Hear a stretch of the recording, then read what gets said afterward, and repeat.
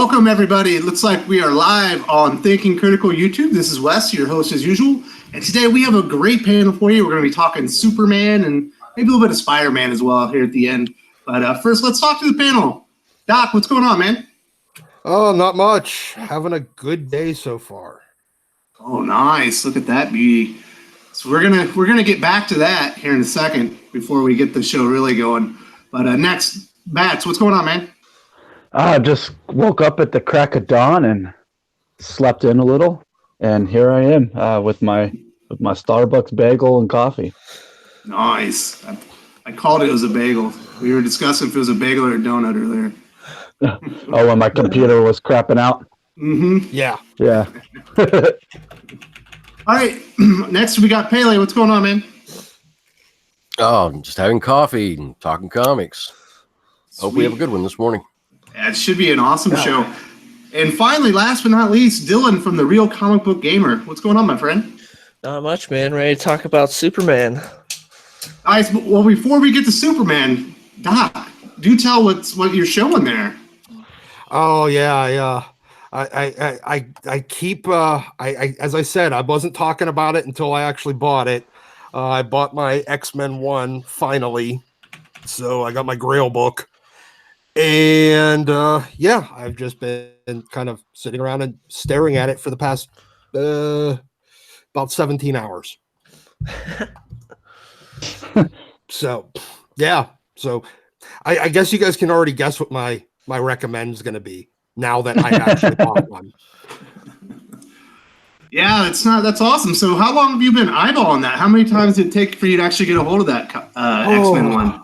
Well, this particular copy only, a couple of days, but for like buying a copy of it, I've been looking at one for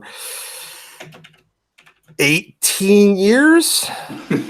No, actually longer than that. I think I started looking like very, very, very casually in the early 90s, shortly after I bought my AF-15. And I could have bought one, should have bought one, but didn't buy one. And then it started getting stupid and expensive, and then I never broke down and bought it. And now I have. So did you sleep with it or not? Come on. No, I did not. I did not sleep with it. I was afraid of breaking the my fat ass breaking the plastic. But you wanted to. I gave it very serious consideration. All right, so that's awesome. Finally got your Grail book, so that's awesome. So I want to say hello to the chat. So far, we got Master Chetty. He's got his own YouTube channel. He's a great guy. If you're not subscribed to him, you should definitely do that. We got SJJ Future Gohan. What's up, buddy? Real Comic Stacks, one of the aficionados himself, and an awesome YouTuber. We have the first lady of YouTube comic book of the YouTube comic book community, Nerdette Newsstand. Tristan, how's it going? Eric Breen, one of the great guys in the comics community. Really love that guy. And Dave, is it Ass Sandwich? I believe it's Ass Sandwich. What's up, Dave? Glad to have you all here. And so this was the first DC Black Label that wasn't Batman, and it was Frank Miller's and John Romita Jr.'s Superman Year One. It's been somewhat divisive. I already have a video out on with my thoughts, and so I wanted to kick it to Dylan, man. What'd you think of the book? It was just all over the place. It was very... I feel like the biggest sin this book commits is that Superman isn't likable at all. Like, you don't... Like, Clark's not likable in any way in this book. He's not terrible. Like, they didn't ruin him. It's just he's not likable at all. He just seems kind of selfish and just there's not much there. And then the pacing is awful. There's also some very weird moments too. Like, Jonathan Kent comes home from like a day on the farm with a alien baby, and Martha's like, cool, dinner's ready. Like, doesn't ask him at all, or like, I was like, oh my God, you have an alien baby. She's not freaking out at all. She's just like, like this happens every other weekend. He also writes a lot of, like, the dialogue's really weird. Like, Martha and Jonathan are these weird sort of country yokels. Like, they're not, their dialogue isn't realistic at all. And then same with the high school kids. Like, there's that part where those three bullies come on. They're like, you tooling toolsters. It doesn't make any sense at all. And Clark himself doesn't ever try to hide his powers whatsoever. He's like very open about everything. Like instead of, for instance, he intercepts. So he's playing football. He intercepts the ball. Instead of like juking some guys, which he easily could do, he just decides to carry all 11 guys to the end zone with him. He easily could have just like juked those guys or something, and no one would have thought anything about it. And then there's that weird moment where his emo friend stabs him. His emo friend didn't know he was indestructible. There's nothing prior to that to indicate he was indestructible. He's just like, I'm going to stab you. And it's just, I don't know. It's like nothing felt like any kind of like groundedness in this book, which is weird because it's coming from Frank Miller, and that's generally, kind of like his thing. It's definitely past his prime Miller. And Romita Jr. has the whole bobblehead thing where it looks rough. The colors are really good, though. I'll say that. The coloring is really good. But there were 2 parts in the book where the heads looked actually normal. Like in the last 3 pages, there's 2 moments where Clark's head looks normal. It looks so much different than the rest of the book, and I don't get why Romita couldn't keep that for the rest of the book. But yeah, overall, I would just say it was, it's interesting to see where he's going with it, like Clark going into the military. I'm excited to see how that goes, because I think that's like a cool take to see Superman go into the military for an alternate universe Superman. So I'm excited to see that. But beyond that, I don't have much hope for this book. Just go read Man and Superman by Marv Wolfman. I agree with that. That was a great story. Much better Superman year one for my taste.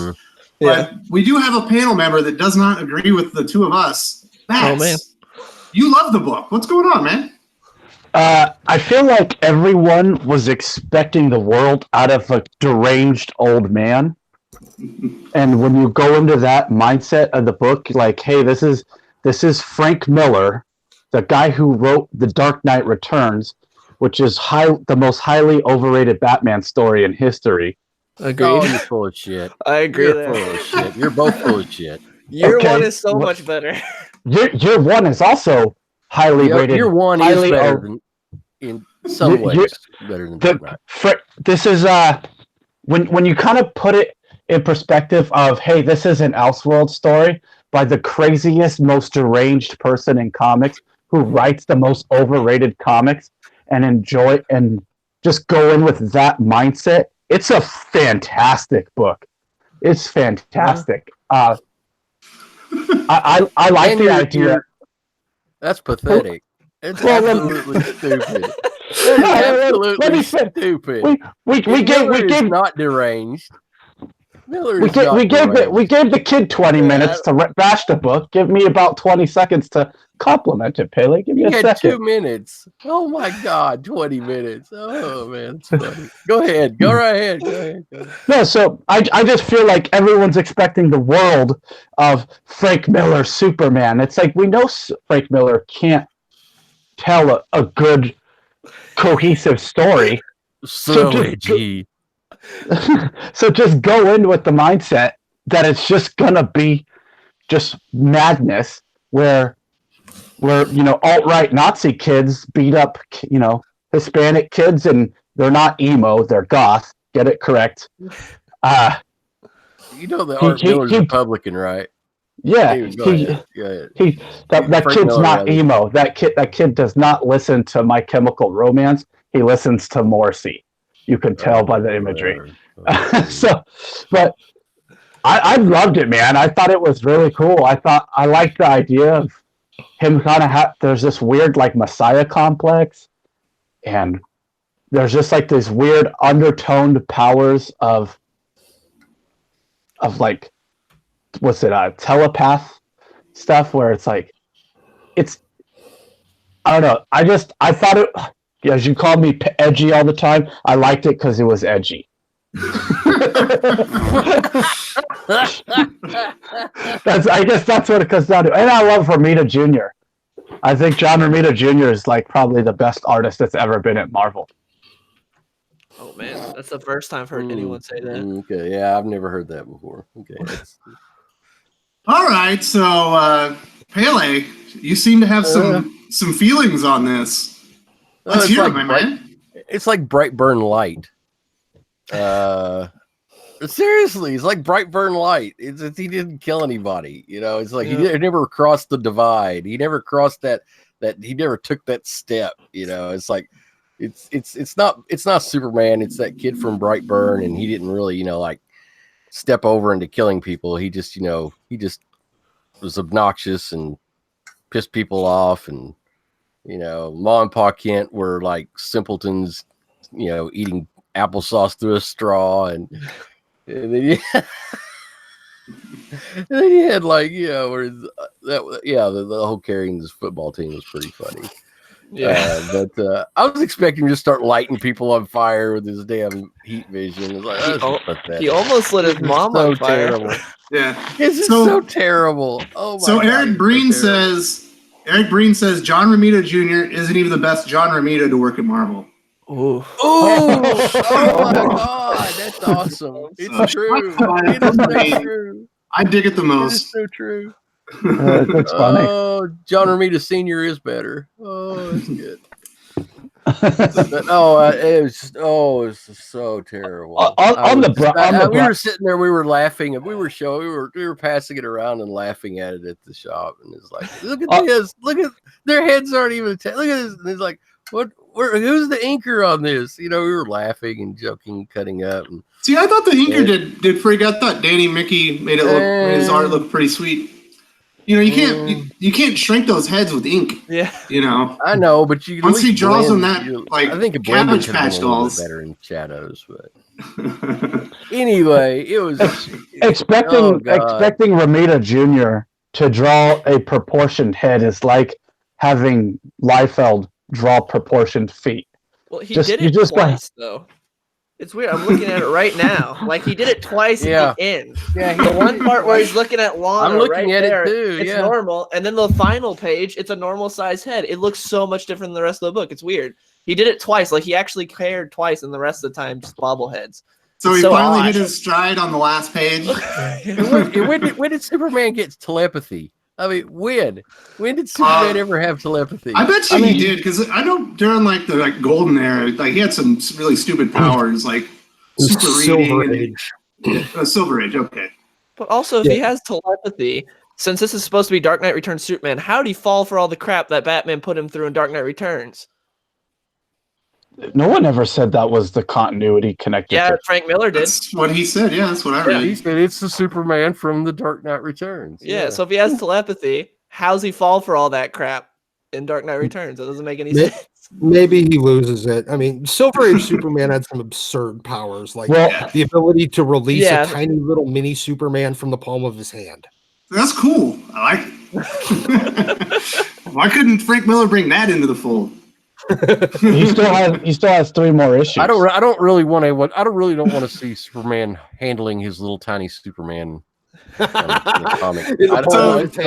I don't want to see that. No. So Tevi Smolka, friend of the channel, he's been on the panel. Says Superman did have telepathy in the Silver Age, like I predicted. I remember he had a ton of stupid. I was reading up on him. There's all these dumb powers that made no sense. But so Doc. I think you didn't read it, but what were your thoughts on this book? I just saw screenshots and stuff from other people. I didn't read it. I had no interest in reading it, even when I was still buying new books. I looked at it and I said, why in the hell do I want Frank Miller's Superman? I want Frank Miller's Batman. I want Frank Miller's Daredevil. I've never wanted Frank Miller's Superman. Mm-hmm. I could really go for some Frank Miller Daredevil, even though Chip Zdarsky's doing great stuff. I'd love for him to do a miniseries with that character again. Yeah, I think Frank deserves a chance to do one last amazing story. Yeah, I mean, this isn't it. The last time he did it was what? Man Without Fear miniseries, again with John Romita Jr. I like the Dark Knight. I like the Dark Knight Returns runs, the Master Race and stuff. I thought they were all right. I just ordered Strikes Again, so I've never read it. So Strikes Again is terrible. I didn't read Master Race, so I'm not sure about that. But you also thought Superman was terrible, and that's kind of what it is. Terrible. I don't think it's terrible. I just think it's bad. Yeah.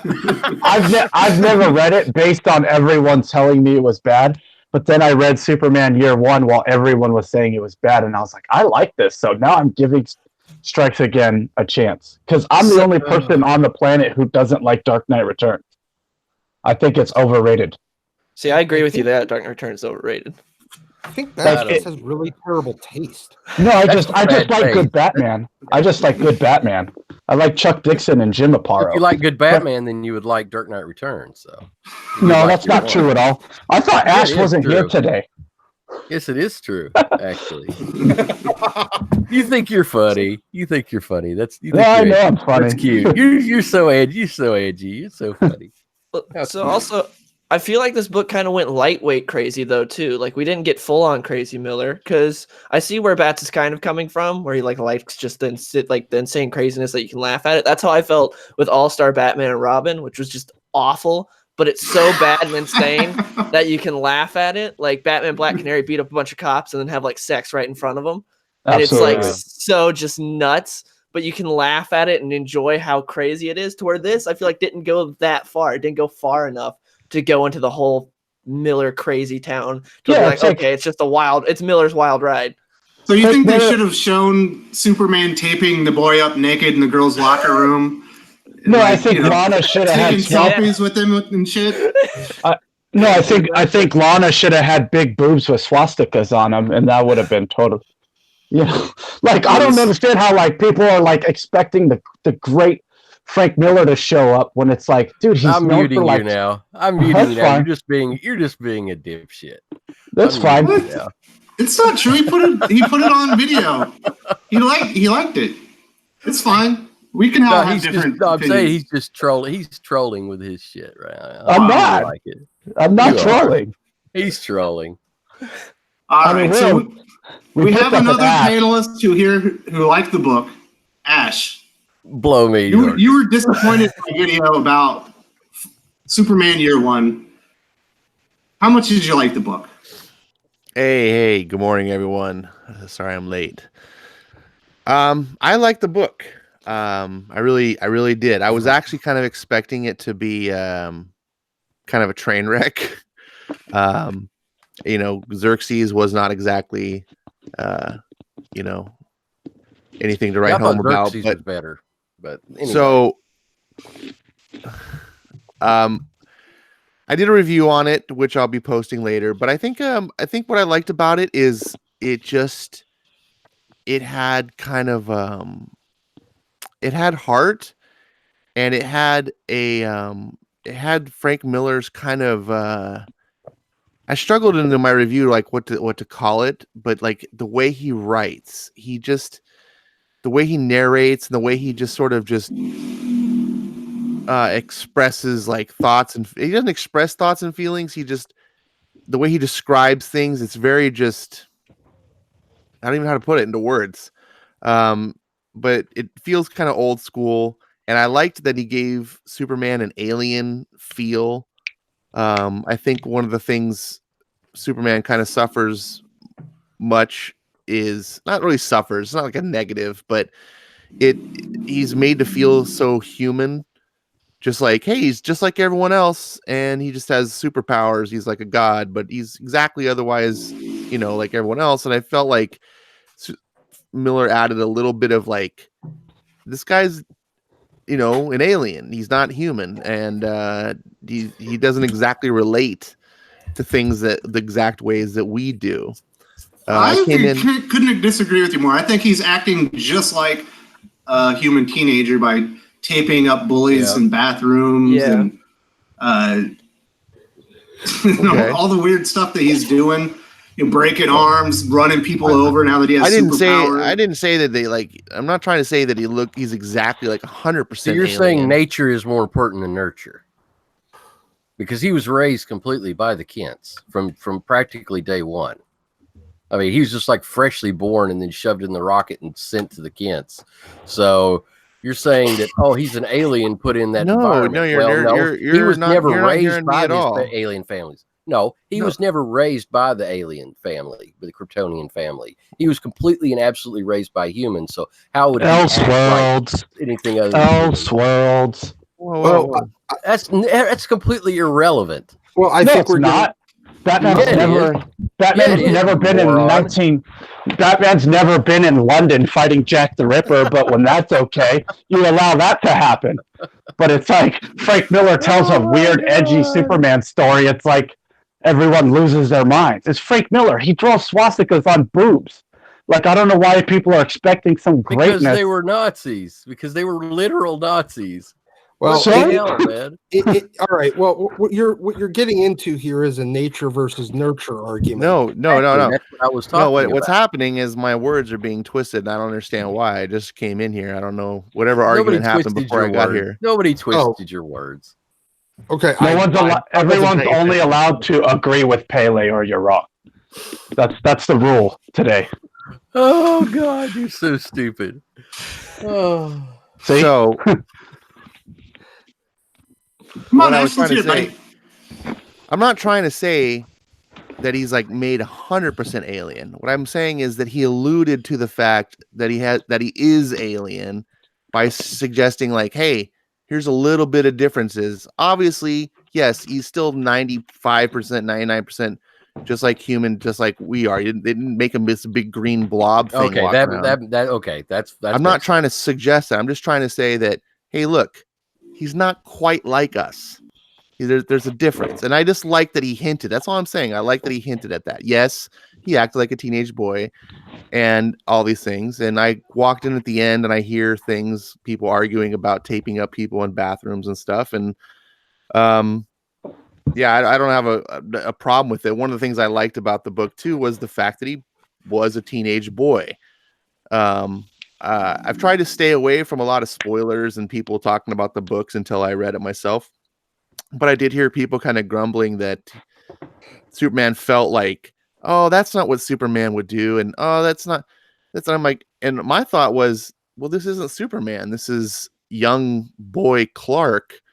And one of the things I appreciated was that Miller didn't try to write him as like little boy Jesus, who just never did anything wrong or never had any thoughts that strayed away from anything. And that the fact that he was struggling with like, I want to do something, I need to do something with, I can't do something and I shouldn't do something. And he was making mistakes. This was the kid that would later become Superman. With the number of mistakes that he made.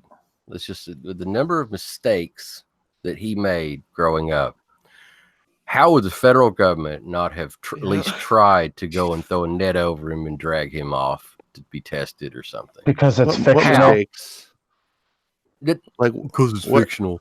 No, I mean, how in the world how would they not go and get him, knowing the way that our government is? Well, I it just want depends to hear on that. From taping up someone in a locker room, the government's going to come. Like, I don't know. Carrying He's everybody flying in front of people, man. Yeah. Flying off in front of everybody. People are like, is that Clark Kent flying? Yeah. So there was a crazy dude on the porch, and his wife says, "You got the wacky tobacco." That's going to make someone like. People are spotting him flying. It was one person who wasn't even looking in the same direction. Hold on. If this is the Dark Knight Returns Superman, then it would have been he's a teenager basically in the 60s or 70s. No, that's not what No, not at all. No. Yeah, because Dark Knight Returns takes place in the 80s when Richard Nixon's the president. Yeah, and Clark was about 28, 30 years old. No, yeah, but this is modern day. This is clear. At the end of the book, he's at the naval base and he sees an F-35. This is not in the 80s. Definitely not. The book is clear on this. So, well, then Miller is full of crap then, because he said that it was the Superman from Dark Knight Returns. I don't think we understand like comic books have a different kind of a timeline. Like it. No, Dark Knight Returns had Reagan. Yes, it did. But comics, like you can't have Captain America. Like, there's going to be age backwards. No, they don't age backwards. But like, well, that would be this aging backwards then, because if you're going to hit a point. F-35s with Reagan as president. Okay, all right. So is Frank Castle going to be a Vietnam vet? forever? Like, if we go 50 years in the future, are comic fans going to read Frank Castle's a Vietnam vet, or is that going to be retconned because of the fact that comics have to change things? Hold on. See, the thing is, Dark Knight Returns is kind of set at a specific time, and it's also out of continuity. It is its own continuity. It doesn't need to. Correct. It doesn't need to age with with the sliding timeline the way that the DCU and the Marvel universe and all the other ones have to age. It's its own little continuity. And okay, there's an F-35. Who the hell cares? You're still looking at mostly likely set in the 80s. Hell, they could call it the 90s. And in which case then Bruce is in his 60s at that point. And so, but Soups just doesn't age. That's the thing. It gets to a certain so like the F-35 is just probably a continuity error. It's more than likely it's just John Romita Jr. Googled jet fighter and just copied it. It's called an F-35 in the book. Oh, yeah. Okay, well, do you think? I mean, first of all, I think we put more thought into the timeline than Frank Miller did, and I think that's what's going on. I don't think Frank Miller really cares. But if it's just like it takes place in my Dark Knight Returns universe, that's it. No, I think Frank Miller probably thinks about comics the same way I'm trying to describe it right now. Is that time? It's just its own thing in the comic, and when we age in real time, we had just assumed that, the comics kind of transition the same way. If I go back and I open a Superman comic from the 30s, I don't go, whoa, look, see, Superman was around during the 30s. No, it's just. Well, actually, one way this could have been is that technology advances more quickly in that universe. That could be it, F-35s in the 1980s. They could have had more advanced technology earlier on. But Lana also had a small camera that fit in her pocket. It wasn't like a massive freaking camera like Jimmy Olsen had. It's like a very small compact. I had a slimline 110 film camera when I was like 8. That was like 100 years ago. So, all right, fair enough. Cameras weren't, You're not talking about this giant thing. You need the tripod and the exploding flash bulb. That's the 1860s, not the 1960s. The point is, if this is a teen Superman and it's still set 30, 40 years ago, even if you want to say people have cell phones at the end of the book, it doesn't matter. Minor continuity. It does. Yes. It doesn't matter. They have cell phones on the bus. It would make sense then that they had more advanced technology in the 80s than we do. It's just a different universe with different technology. Yeah, I think that's just what we'll have to go with. Yeah. That's about as good as it's going to get on that one. Okay. They have cell phones. All right, so let's get past this issue, because I don't even think that's the problem with the book. I think the problem is that the narration is damn near schizophrenic. Sometimes it's from a third-person perspective. Sometimes it's from a first-person perspective. Sometimes when Clark is talking about his dad, he's talking about Jonathan Kent. Sometimes when he's talking about his dad, he's talking about Jor-El. It's fucking confusing. It doesn't make sense, and I don't think he had an editor on the book that said, "Hey, man, you're jumping from third person to first person, and now he's talking about dad, but he's talking about another dad. You need to have distinguishers, and when Clark is talking about this is the dad. When he's talking this way, he's talking about this dad, and it's confusing." I think that's the biggest issue with the book, is the narration is bad.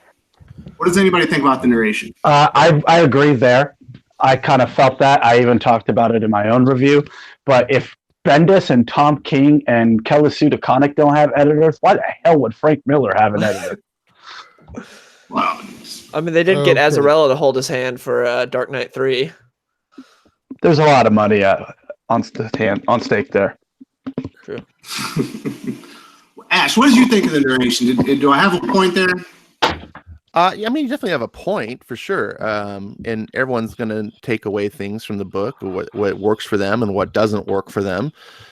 I was reading that and I was kind of thinking like it would have really helped if they would have done some more modern techniques that have come around since Frank Miller, in his prime. They did things like nowadays, like a lot of things DC does when they do the narration bubbles, they'll like change the colors of the squares, or sometimes they'll put the little symbol, like the little Superman symbol, if it's like, oh, Superman's narrating, and those things really help the reader kind of identify the perspective, like who the narrator's voice is.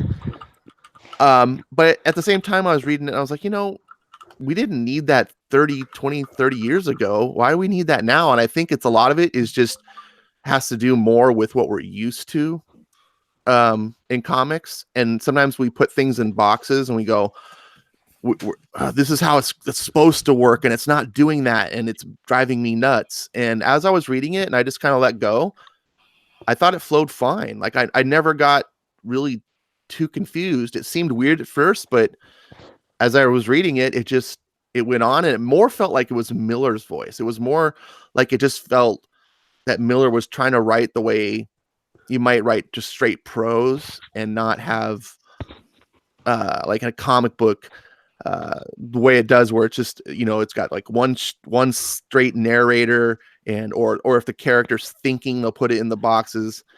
I'm sorry I'm not able to put this more eloquently, but like I said, I thought it kind of just worked as I let go and just said, you know what, Frank, take me on a ride and I'll see what you have to say. It's not a perfect book. I'm not trying to put this up there and be like, oh my God, it's the most amazing thing, but that was not really one of my problems. Mm-hmm. So Dylan, what did you think? Did you think that Frank Miller was using prose for his narration? Yeah, I would say the narration was definitely all over the place, like you were saying. It's just not a whole lot of consistency with it. It's very odd. It's just kind of like Frank Miller felt like saying something at some point, so he put it in there. My favorite part was when he almost lights his mom on fire. She puts green oatmeal in his mouth. He's like, hot. Figure out a way to tell her it's hot. He's like 5 years old at this point. Instead of just like screaming hot, he decides almost light her on fire, and he lights the house on fire. Also, it's been proven that he can telepathically communicate with his parents. I thought that was kind of funny too. Yeah, but instead he decides to light the house on fire. It's modern day Miller. What can you say? Yeah, I didn't take her away like that at all. Do you think it's time that they need to, consider giving him a big retirement party? I mean, I love Miller to death. I really do. He's in his time, he was wonderful, some opinions notwithstanding. But now he's just, I don't know. It's just I would rather read Frank Miller's Superman Year One than in Aquaman, Wonder Woman, Batman, Superman, or Action Comics right now. Yeah, true. So I don't think it's time to put Frank Miller out to pasture. I still think he's got at least one great story that's going to blow everyone's hair back. It's just not a Superman story, in my opinion. If Neil Adams won't retire, then neither should Frank. I wish they would give him one last hurrah, like one last book, like make sure it's going to be good. I think he's the greatest Daredevil writer of all time. I wish they'd give him Daredevil back and just let him like one last hurrah on that, give him a mini, get him out of there after that. But Marvel, I don't think, has any interest in getting him back. And DC just keeps like milking his name, be like, Frank Miller's doing this thing, go buy it. Mm-hmm. What do you think, Doc? I think Frank needs somebody to hold his hand. I think he's done all of the things artistically. He colored inside the lines, and then he started coloring a little bit outside the lines. And the coloring outside the lines is kind of what made him Frank Miller. And now he's gotten to the point of coloring outside the lines where he's just scribbling everywhere and on the walls, and he's not even on the paper anymore. And so he pooped in his Depends, and he's like using the poop to draw outside the lines now. I don't even know that. If it's like, like you put you set a little kid so in front with a coloring book, and they start coloring inside the lines, and they kind of go. He's kind of going backwards where he's just like, you're just scribbling on the page. He's not even attempting to color. There's one thing on the page and one thing that he decides that he's going to color, and now it's on the walls too. And you need somebody to just kind of rein him in. Mm-hmm. Like I was mentioning about an editor. Yeah, so, editors. He had Brian Azzarello, and he had one of the Kuberts on Andy. It's Andy. Okay, on Dark Knight 3.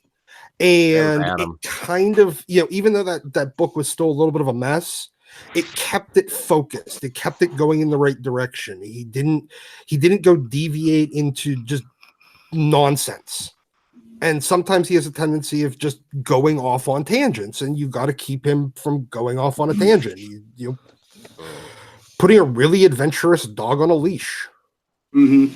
So one of the issues I had was from the introduction when he escapes Krypton, he lands on Earth, and he gets found by Jonathan Kent, and he telepathically kind of manipulates Jonathan Kent into taking him home and raising him. So that was a big deviation, I think, from the original source material. But then after that, nothing really changes. But when he gets into high school, he's no longer humble. In my opinion, he's not very likable. He lost kind of his small town charm, and he's kind of a braggart. But I don't think Frank explains why in this Elseworlds he's a different person now. I don't think he did his homework in there to explain. Like, something had to have changed. Like when you look at Mark Millar's Red Sun, he landed in Russia. Well, now he's a completely different person. He was raised different culture, different upbringing. Here, it's the same people. It's the same place. One change was that he manipulated them into taking him home, but he should have still gotten the same values to where when he goes into high school, he should basically be the same person. Do you guys think that maybe something should have changed in his adolescence? Like maybe it wasn't the Kents that found him. Maybe it was the Bakers, and the dad was a bad alcoholic. So all of a sudden, when Clark gets into high school, he's not so well adjusted, and it takes him a little bit of time to become Superman. You know what I mean? I think that they kind of blurred the line. I think that Miller watched Smallville and blurred the line between Clark and Kal-El, where the red kryptonite infected Clark, and he kind of lost it a little bit, and got all crazy and everything like that, and went a little wild. I don't know. Maybe he was a Smallville fan, and he kind of lost the plot line a little bit. But go ahead. Huh? What do you think about that? Do you think something should have changed for him to be a different kind of adjusted person when he enters high school? I think something should have changed, even if you're going to change the characterization of John and Martha Kent, which he did a little bit because they're not really a team in this book. They're both teaching Clark kind of different lessons, but still at the end of the day, a lot of it's the same values that he has in main continuity, but he never seems to learn any lesson. I get what Ash was saying, where he doesn't want Superman as a kid to be perfect the whole time. He needs to learn some lessons and mess up. And that happens, but not in this book. He doesn't learn any lessons. He messes up and he just keeps going. Like if you've read American Alien by Max Landis, there's an issue, and I think it's the second issue, where he learns a big lesson. It's been a while since I've read it, but he accidentally lights a convenience store on fire, and Jonathan Kent just gives him a big talking to about it. And then from there on, his sort of mindset changes on things, and he actually learns a lesson, to where in this he screws up. It doesn't matter, just keeps going. He's still at least I'm still popular in high school, and that's all he really cares about. And it's just he never learns anything. But yeah, if they would have tweaked some stuff about Jonathan and Martha Kent to make it to where, that's why he's different. But yeah, he gets the same thing as main continuity, but he's way different for whatever reason. It's never really explained. It's just now he really cares about popularity, even though his parents didn't teach him any of that. They taught him, to be more humble and to care about other people and help people, but that's not how he is. I agree. I don't get how he turned out the way he did. It doesn't really make a whole lot of sense. Okay, Ash, what were you saying, buddy? Do you have an opinion on on my thoughts there? Sure. I feel like I read a different book than everybody else. I know. For once in history, you and I agree on something. It's pretty amazing.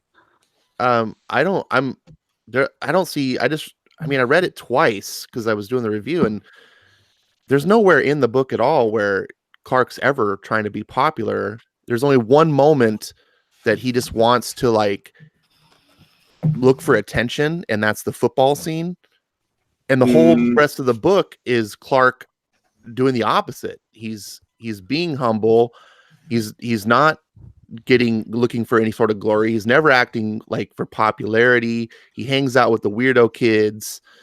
There's I don't see that at all. And the mistakes that he makes, he doesn't make. The story never goes down a road of things like he burns down a building or something. He's not making those kind of mistakes. It's just more of the character moments, and the ideas of like that we all suffer, like with the temptations to do what feels good rather than what's right. And we see those moments in Clark to realize that, hey, he's not, Jesus with a cape. He's a kid and he suffers the same issues that a lot of kids deal with. And I think Frank was trying to just at least put that out there, just to point it and say, hey, this is what this kid's going through. The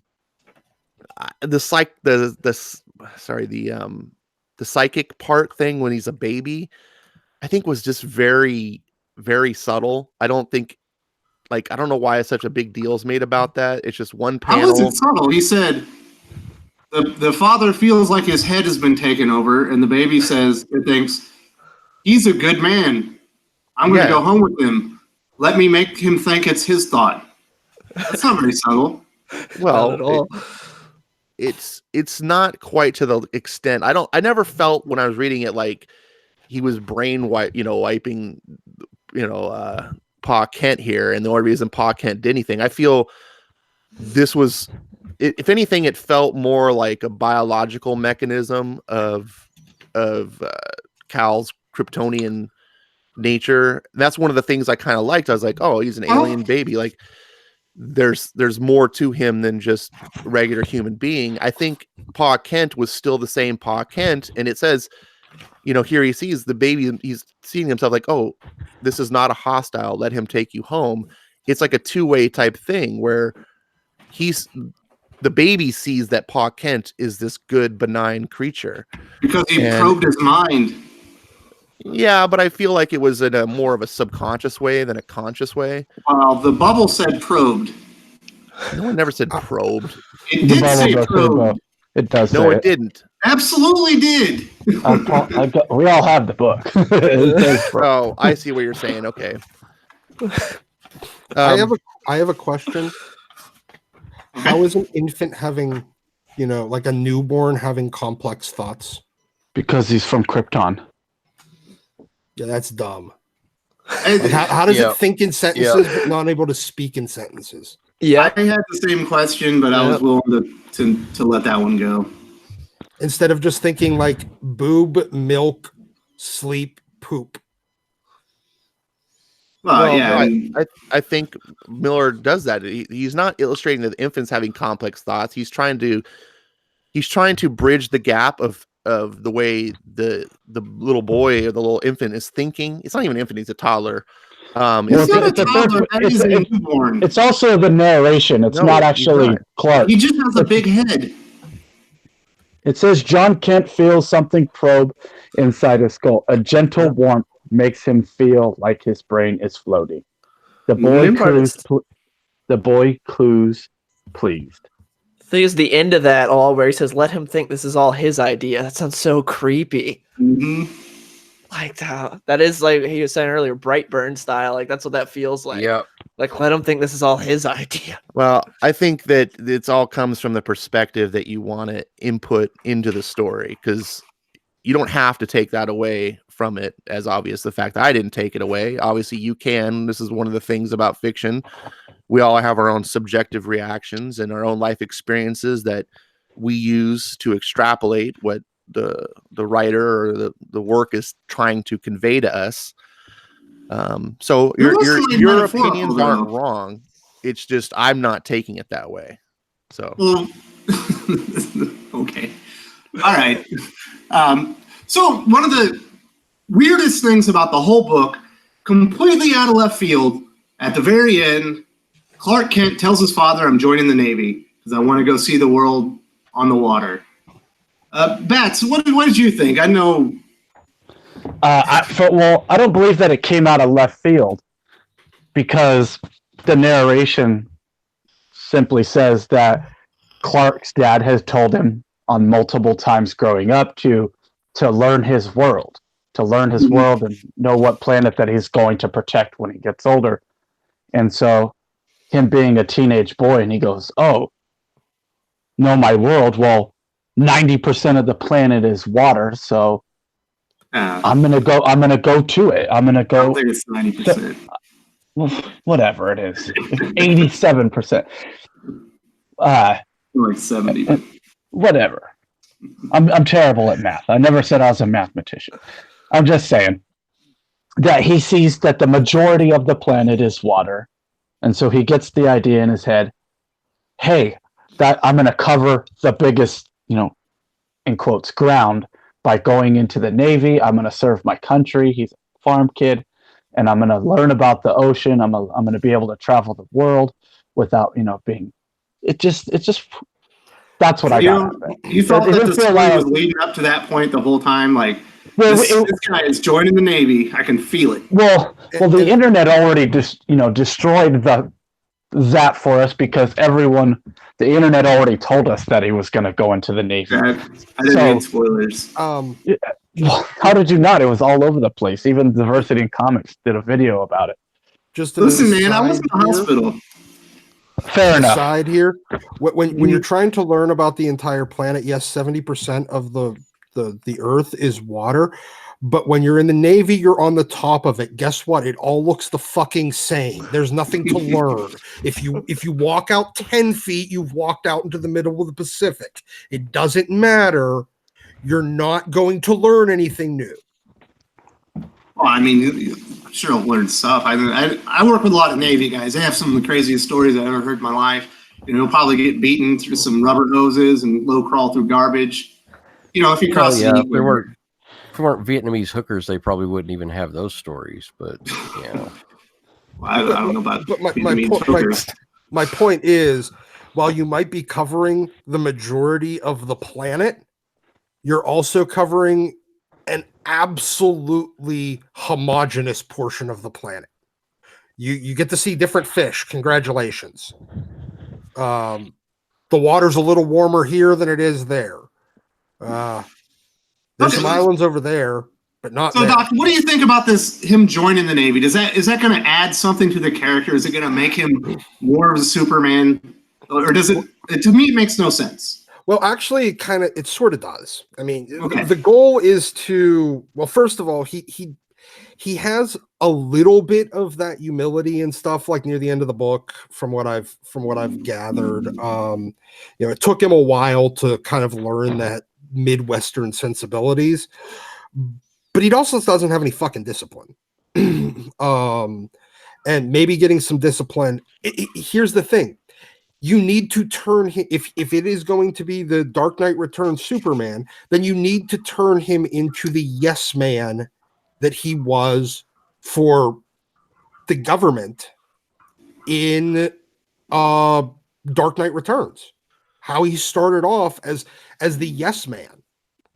Well, basic training will do that to you. Yeah, the idea is to turn him into Frank needed to turn him into that yes man. Otherwise, there's a reason why normal continuity Superman isn't just some robot that'll follow orders. And they tried to kind of explain it away in Dark Knight with Superman serving the government, let them not go after all the rest of the Justice League and everything like that.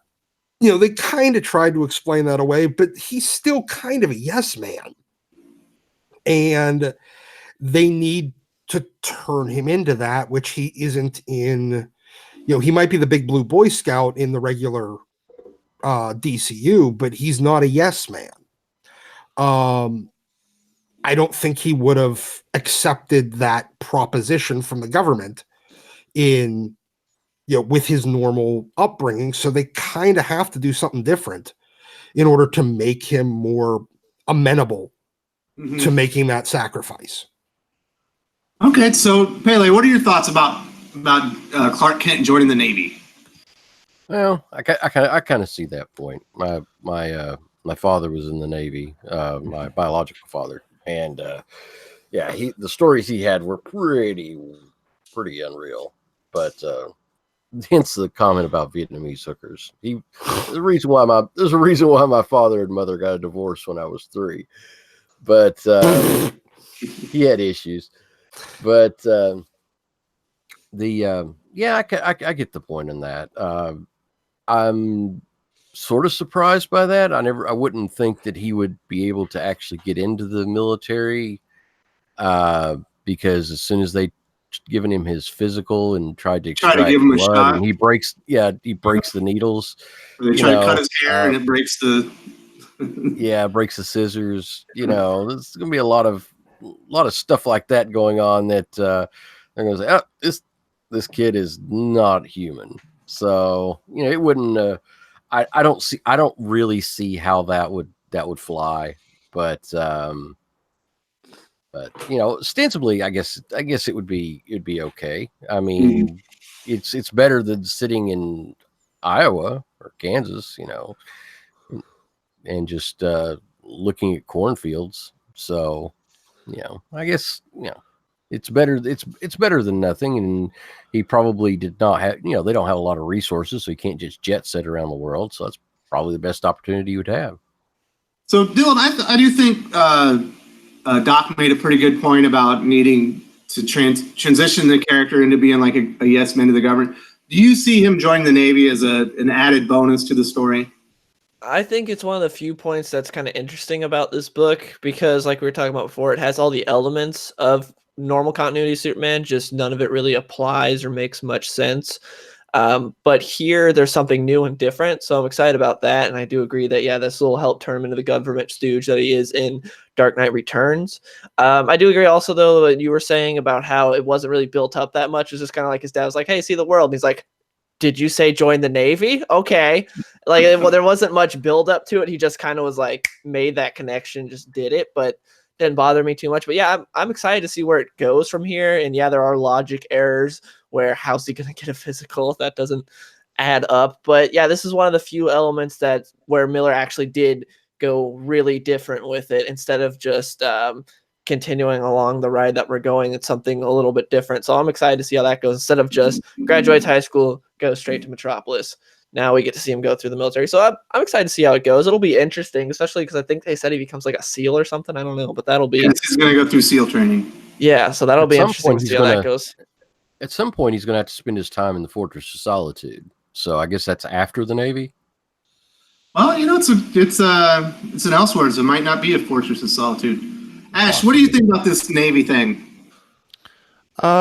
I think Pele made a lot of really good points actually about that. I think ostensibly it does kind of work for me. I like the idea that, well, here's a guy who wants to see the world, and if you're a small boy from Kansas, not a lot of resources, what's the best way to do it? Join the Navy. But he's Superman, he can fly.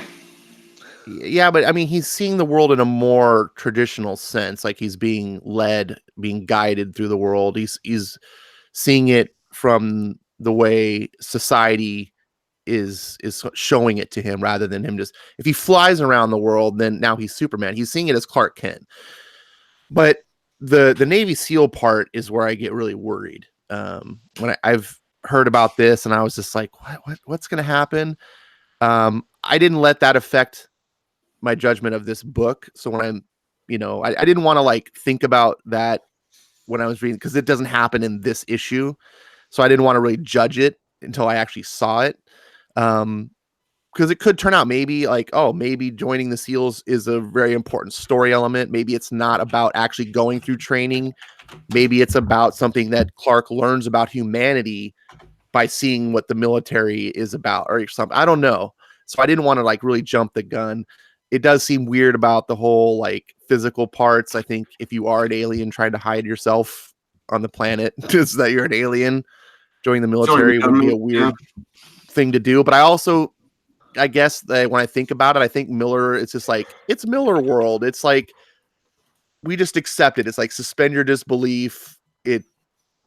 Things don't work like reality. It just works. And you just go with it. And you're like, all right. So on the Navy SEAL part, Navy SEAL training is one of the most intense things in the world. It completely breaks you down physically, deprives you of sleep, makes you go through all kinds of torment. It basically separates the wheat from the chaff. You have to be one of the most physically capable and mentally strong people to actually survive the training. The problem is Clark Kent doesn't need any of that because he can pass SEAL training without thinking. Like, he doesn't have to try. So that's one of the things I don't like about it.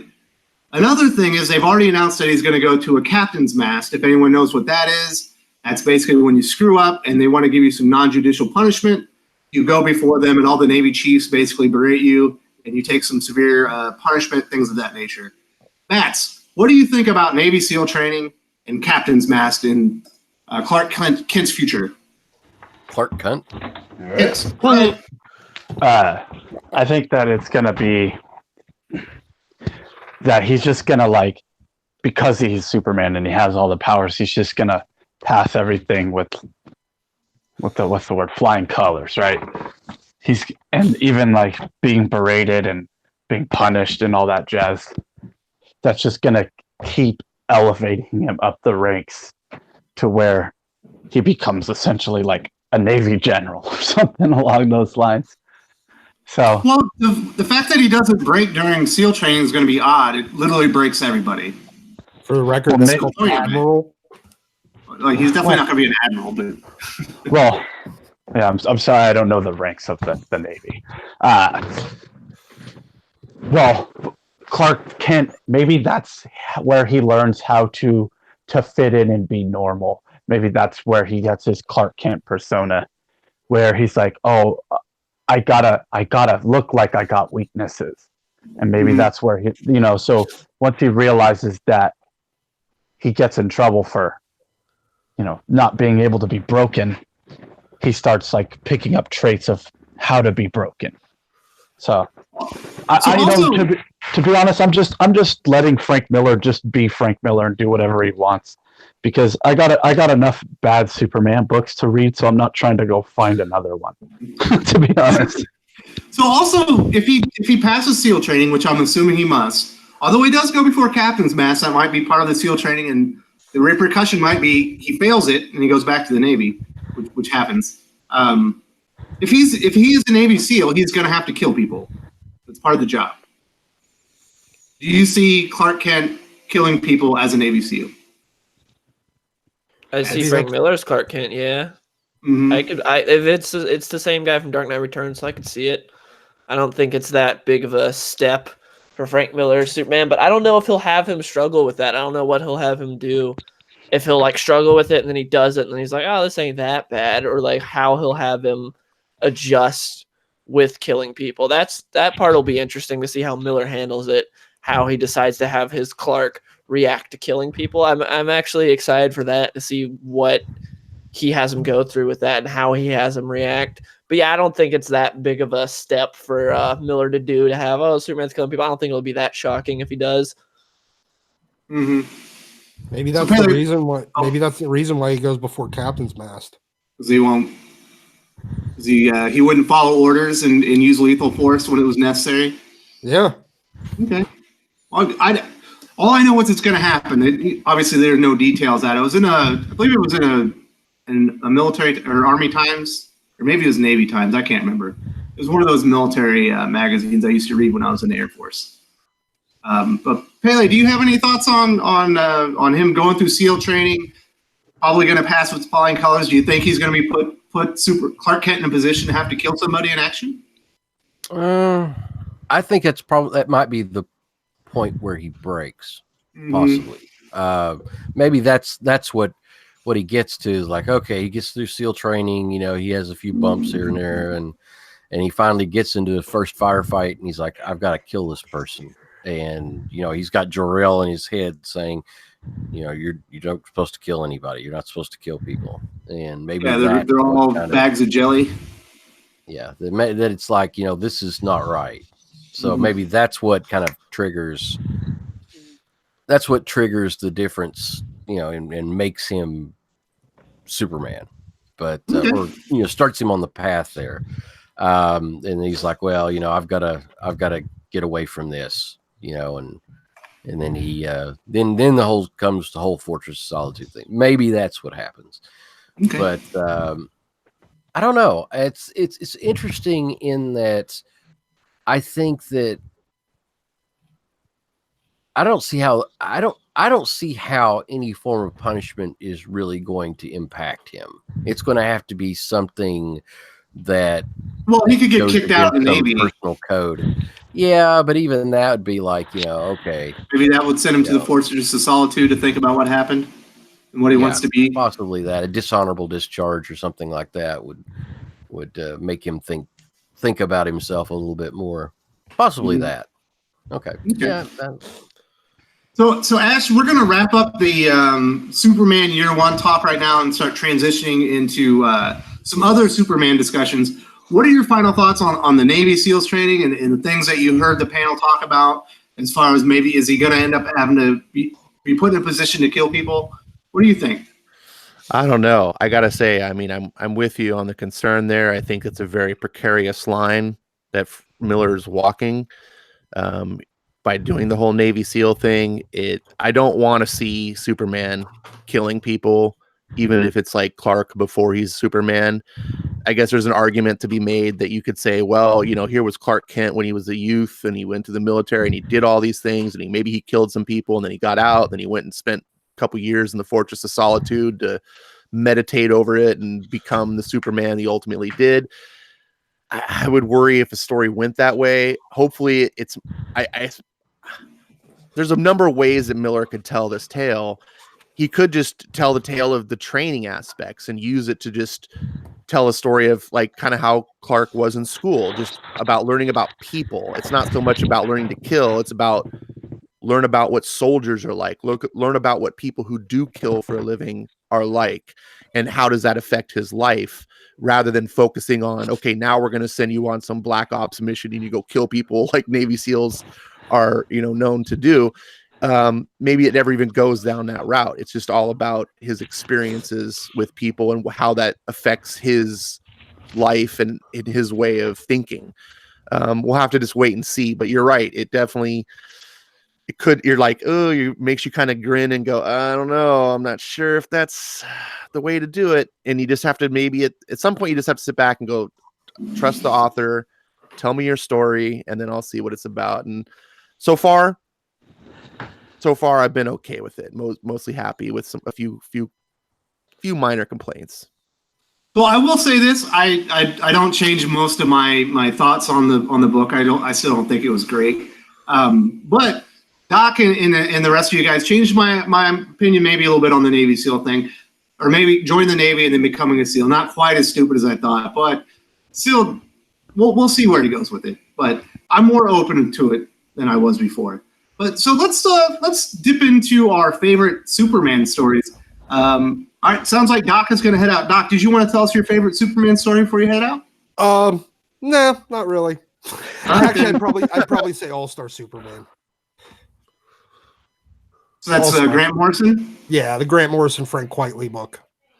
Awesome. So, everyone, all right, well, I got to dip out, guys. You guys have a great day. You too, Doc. Right. Enjoy your X-Men. Yeah, thanks for joining us, buddy. Yep. So now that Doc's out of the way, Bats, what is the best edgy Superman book there is? Tell me, my friend. Well, we just read it. It was called Frank Miller Year One. That's your favorite Superman? No. There's so many good Superman books. My personal favorite is probably just the Jeff Johns, Gary Frank run. Secret Origin and the Legion of Superheroes one are two of my favorites, and the Jeff Johns with Richard Donner books are really good too. So just mainly the Jeff Johns run on Superman is some of my favorite stuff. I agree. I think Jeff has like a really, really he has it on almost every character, but he has a really like strong understanding of Superman. Yeah. More than almost anyone. No, I agree there. He wrote one of the few good New 52 Superman stories with Man of Tomorrow. You're right. With John Romita Jr. Yeah. I think with like a lot of Superman writers is that they're too focused on one thing with Superman, where Jeff goes, okay, and he kind of pie charts out all the elements that make Superman Superman and integrates each slice into the story one way or another. Where Jeff Loeb kind of was just like Superman adventure stories, and he just always did adventure stories. Minus for the Tim Sale story. And then, but yeah, I think just Jeff personally is my favorite Superman writer, at least of like post-Crisis. Oh, Wes left. I was like, wait, what's going on? Wes has left the building. But yeah, he just muted.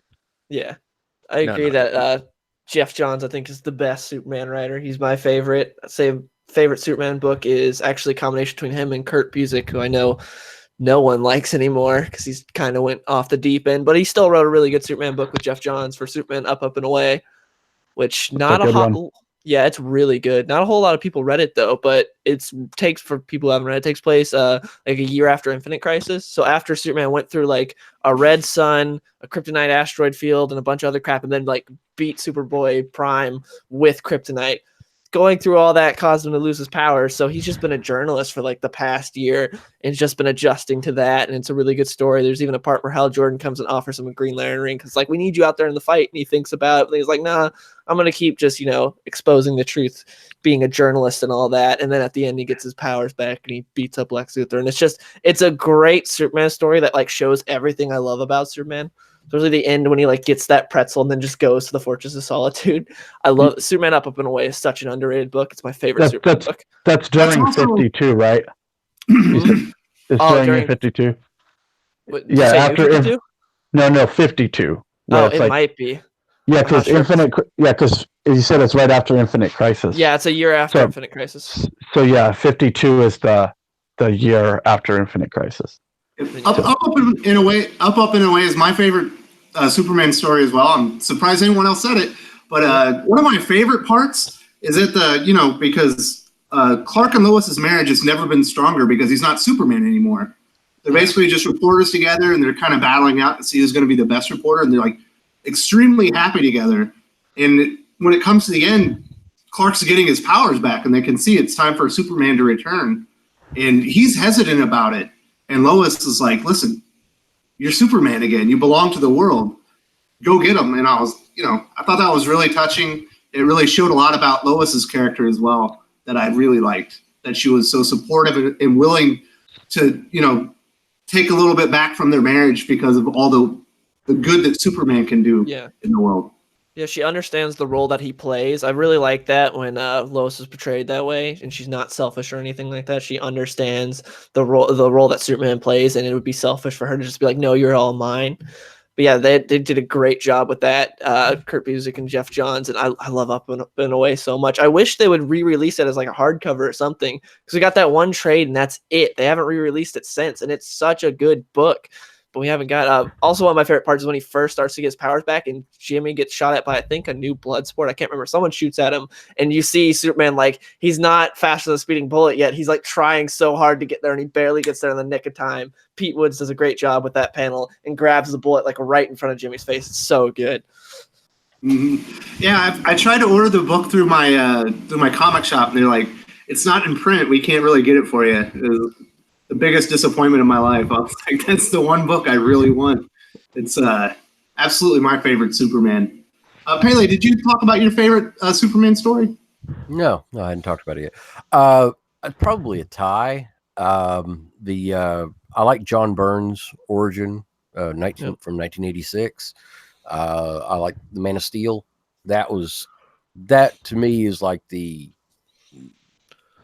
quintessential Superman story, in my opinion.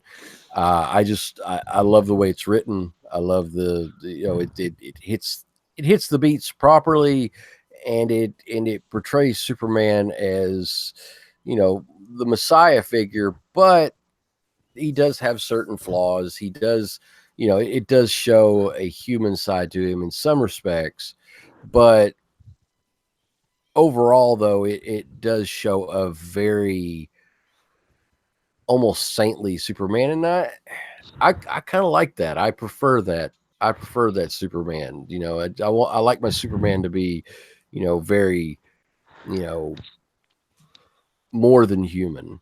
So that's my opinion. The other one is Louise Simonson's I think the early 90s, 92, 91, 92, Superman the Man of Steel, and which I really liked. I liked the Doomsday books in that series. I think is 16, 17, 18, something like that. It gets into the Doomsday storyline. That part of the Doomsday storyline is very, very good.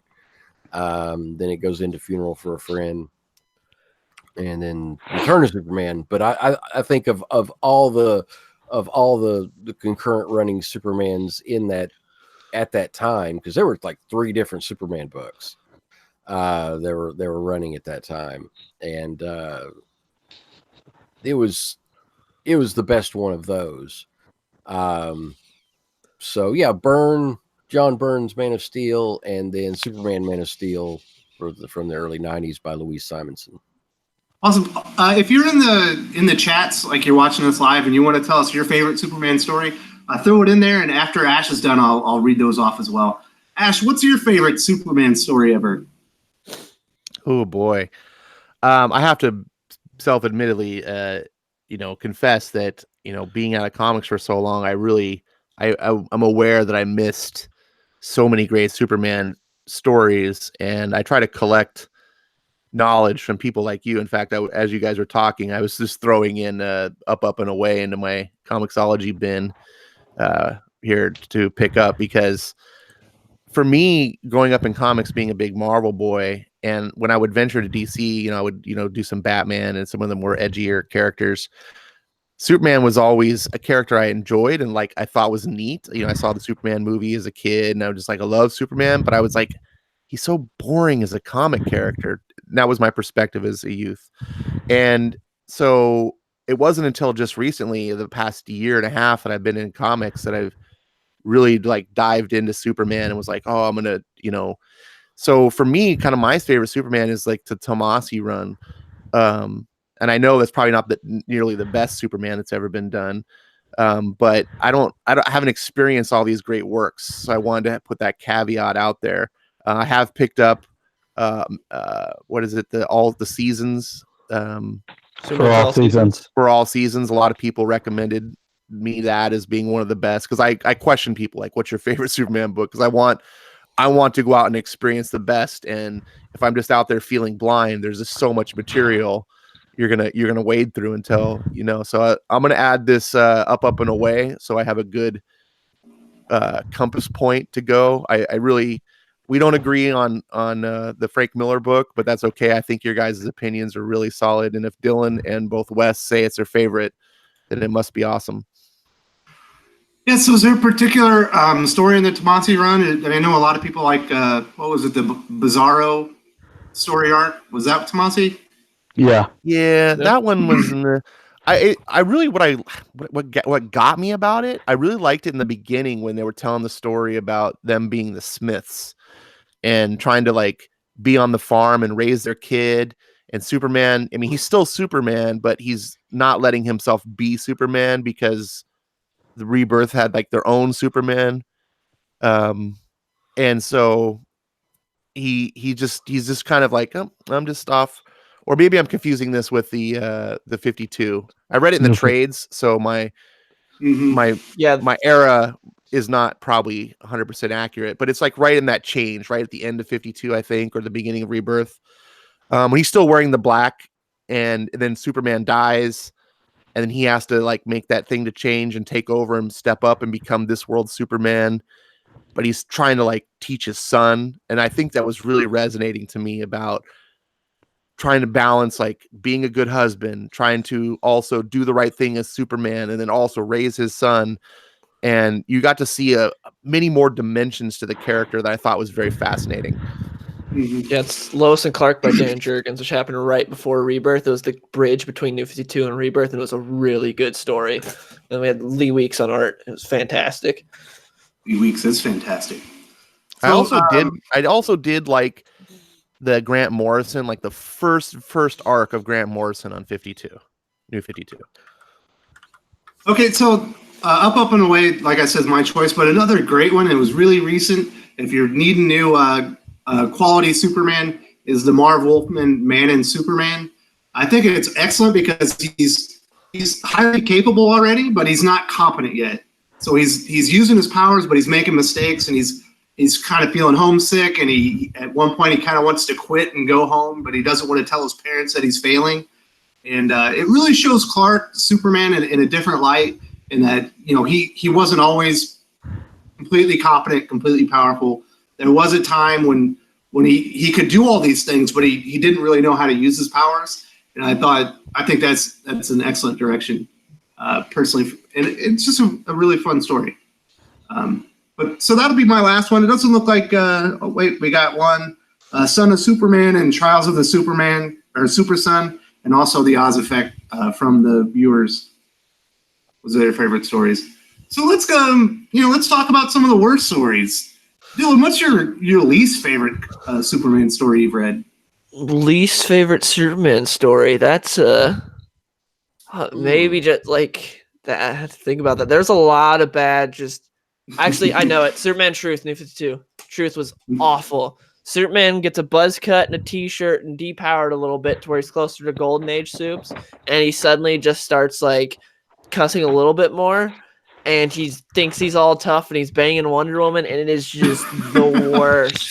It was so bad. It was very much similar to Luke in The Last Jedi, how just suddenly he changes to like this character you've never seen before, and you're like, what is going on? That's what happened there in New 52 with Superman Truth, and everyone was like, this is the worst, and change it. Which sucked because, so New 52 was really bad for the most part, but then Greg Pak came on Action Comics, and it was actually pretty good, and then they made him do Truth, and it was terrible. Which really sucked because Greg Pak can write good Superman because what he did right before Truth. And then Truth happened and it was awful. It was so bad. I just, that was probably the worst Superman story because I don't even know what the point of it was. It was just, they're trying to, it was more the New 52 trying to modernize Superman, and they completely undid it with Rebirth because like no one wants to modernize Superman. I don't know. Breathing heavy into the mind. Yeah. It's bats, I believe. Oh, like, no, sorry about that. My edgy breathing's bothering Pele. My mistake. All right, Yeah, Max, like let's bother Pele some more. What's your edgy thought for the worst Superman story you've ever read? I don't know. Whatever Pele likes is the worst. No, I would say the worst Superman story does the new Superman, the Japanese one from Rebirth count. Mm-hmm. Yeah, I don't know what the hell DC was thinking when they were like, we need a Japanese Superman, and we're going to name him Chinese. Like what? Chinese. I think it's Chinese. So I like, yeah, that was stupid, but at the same time, go ahead and do that if you want to. As long as you're not changing my Superman, I don't care. Do as many offshoots as you want. So like for that, I was happy. It's like, okay, it may be garbage, but they're not changing my Superman. They're just adding another garbage one. That's fine. So for that, like I didn't have any strong opinions. Fair enough. Care. So what didn't you like about Chinese Superman, Bats? That it was just completely pointless, and it was just like. It was just kind of felt like a Marvel tactic where they're like, we need diversity and we need to flood the shelves with more Superman books. Instead of just having two solid, good Superman stories with action and Superman, they were like, here's Asian Superman. Oh, and here's Superwoman with two women in it. And I was just like, stop it. There's no need for this. And it's just, I don't know who was writing it, but it was bad. I read like the first two issues, and I was like, what the hell is the point of this? It was written by the guy that wrote like some of the Last Airbender comics, Gene something. I can't remember his name, but I've read some of his Last Airbender comics. I know he wrote those. Yeah, no, he shouldn't be writing for DC Comics. All right, so that's Matt's perspective. Ash, do you have a particular story, Superman story arc that you thought sucked balls? Yeah, the Bendis arc. I know it's cliche to say, but and I don't have the 30 years of Superman history to point out. You know, I'm sure there was other bad times as well, but oh boy, I mean, my channel this one is really bad. Is basically surviving off of making reviews on these Bendis books and this last Superman issue 12. Bendis is doing this arc of just destroying Superman. It's just writing a story about taking the character. It doesn't even have to be Superman. It could be any character, and just like everything that you know and love about the character, we're just going to remove it slowly over time. And you're like, well, what's the purpose of it? Well, there doesn't seem to be a purpose. We're just going to keep doing it. And we're going to just have this story just keep going on and have the character go in different directions that you hate and alienate the people that he loves and be constantly shown up by his enemies and by his friends. And I'm like, what is there to like about this? Why would anyone who likes Superman want to read a book about just making the things about the character that you like go away? Like, and not in a creative way, like, ooh, Clark's lost his powers and now he's got to like live as a mortal being. Like, how is it gonna? It's not like that. It's about he's not a likable person anymore. He's not a good father. He's got a wife who ostensibly is cheating on him. I don't really think she is, but like he sends his kid off into space with crazy kooky grandpa who one minute he loves as a father, next minute he thinks he's a villain. They're like, what are you doing? Just none of this makes any sense. And it's just awful to read. It's like painful because the author clearly doesn't have any respect or love for the characters he's writing, so that you as the reader can be like, oh, you love these characters, so therefore I kind of love these characters too, because you're kind of making me feel that way. It's not. I'm like, yeah, you're making me not like anything. And it's really frustrating and just so aggravating. And one little comment too, I obviously can't agree with Bats all the time. I thought that the Chinese Superman was cringe as hell. I read it back like a year and a half ago when I first got back in. And I read it just to actually see how, like, I thought it was going to be bad, and I just wanted something to roast. And I was surprised at actually how much I liked the Chinese. I wish they wouldn't have called him Superman or like the Chinese Justice League. I wish they would have all had like their own identities, like original, because I think it's kind of corny that it's like, oh, you've got Chinese Flash and Chinese Batman and Chinese Superman. But other than that, I thought the stories were actually pretty fun. You prefer they take the X-Men route where there's a Russian version of X-Men, but they're called a completely different thing, and they all have their own names, and they're not recycled versions of the American ones. Yeah, the Superman one kind of made sense because it was like the Chinese government trying to clone and make their own Superman. So it was, kind of a rip at how China knocks off everything. It's like, oh, we got a knockoff of this. We got, So yeah, of course they have a knockoff Superman. But like how all the other characters along with it were just the same. It was like, that's too on the nose. But other than that, I thought they were fun stories. Like once you got past that, nothing to write home about. Not like, obviously it didn't succeed and it's canceled and gone. But I thought it was much better that appeared on the surface. All right. So one of our viewers, Dominic Powell, who's a great guy and a good follow on Twitter, says his favorite Superman stories are What's So Funny About Truth, Justice, and the American Way, Godfall, The Oz Effect, Superman Blue, The Ending Battle, and Back in Action. So I will echo one of the best things about coming into comics a little bit later and, Rebirth was going on, is I don't have to read the old bad Superman stories. I never had, people go, yeah, don't read that. That sucks. So mine is the Rogol Zaar Superman story arc. It's terrible. His characterization by Bendis is all over the place, and it's not just Superman. It's Lois, it's Rogol Zaar, it's Jor-El. None of it makes any sense. I hate that Superman is a complete coward in front of his wife and can only be decisive when she's not near him. I don't like how they've like readjusted their relationship or any of that. But we've talked enough about Ben as Superman on this channel. It does suck. Dylan, did you have something to say? I saw your hand come up. I was just reiterating what he's saying. Ending Battle is a very underrated Superman story that more people need to read. It's sort of like Superman's Nightfall, to where Superman gets run through the gauntlet by Manchester Black. So it's after What's So Funny About Truth, Justice, and the American Way, another great Superman story. And just a lot of Superman villains just come out of nowhere and start attacking him in Metropolis. And he's going around doing like a million things. The reason he has to do this is because Manchester Black is having all these guys attack him so he can get to Lois. He gets to Lois. He basically mentally tortures Lois throughout the whole book. And then at the end, Clark gets there, goes back to their apartment, and sees that she's dead. And so then we see Superman kill Manchester Black, except he doesn't. It was all in his head. So Superman, he thought that Lois was dead. He couldn't hear her heartbeat or anything. He thought she was dead. And then he tells Manchester Black, "Look inside my mind." He's like, "This is what I want to do to you." And it just shows him like incinerating him with heat vision. But in the end, he doesn't. He's like, "What's the point? Like, she wouldn't want me to do this. She wouldn't want me to kill you. Like, her dying, that wouldn't make any sense." And then she comes back because it was all in his mind. It was just a really good story, and also a counterpoint to a lot of writers who think without Lois, Superman would go mad and kill everyone or become a dictator, which I hate. It's a big trope with writers.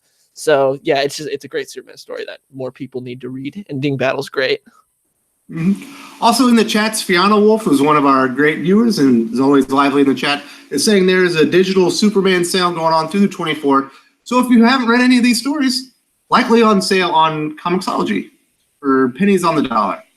Yes, Up and Away is on sale for $5 right now. Boom! Can't beat that. Oh, let me give you my worst one. Oh yeah. This is okay.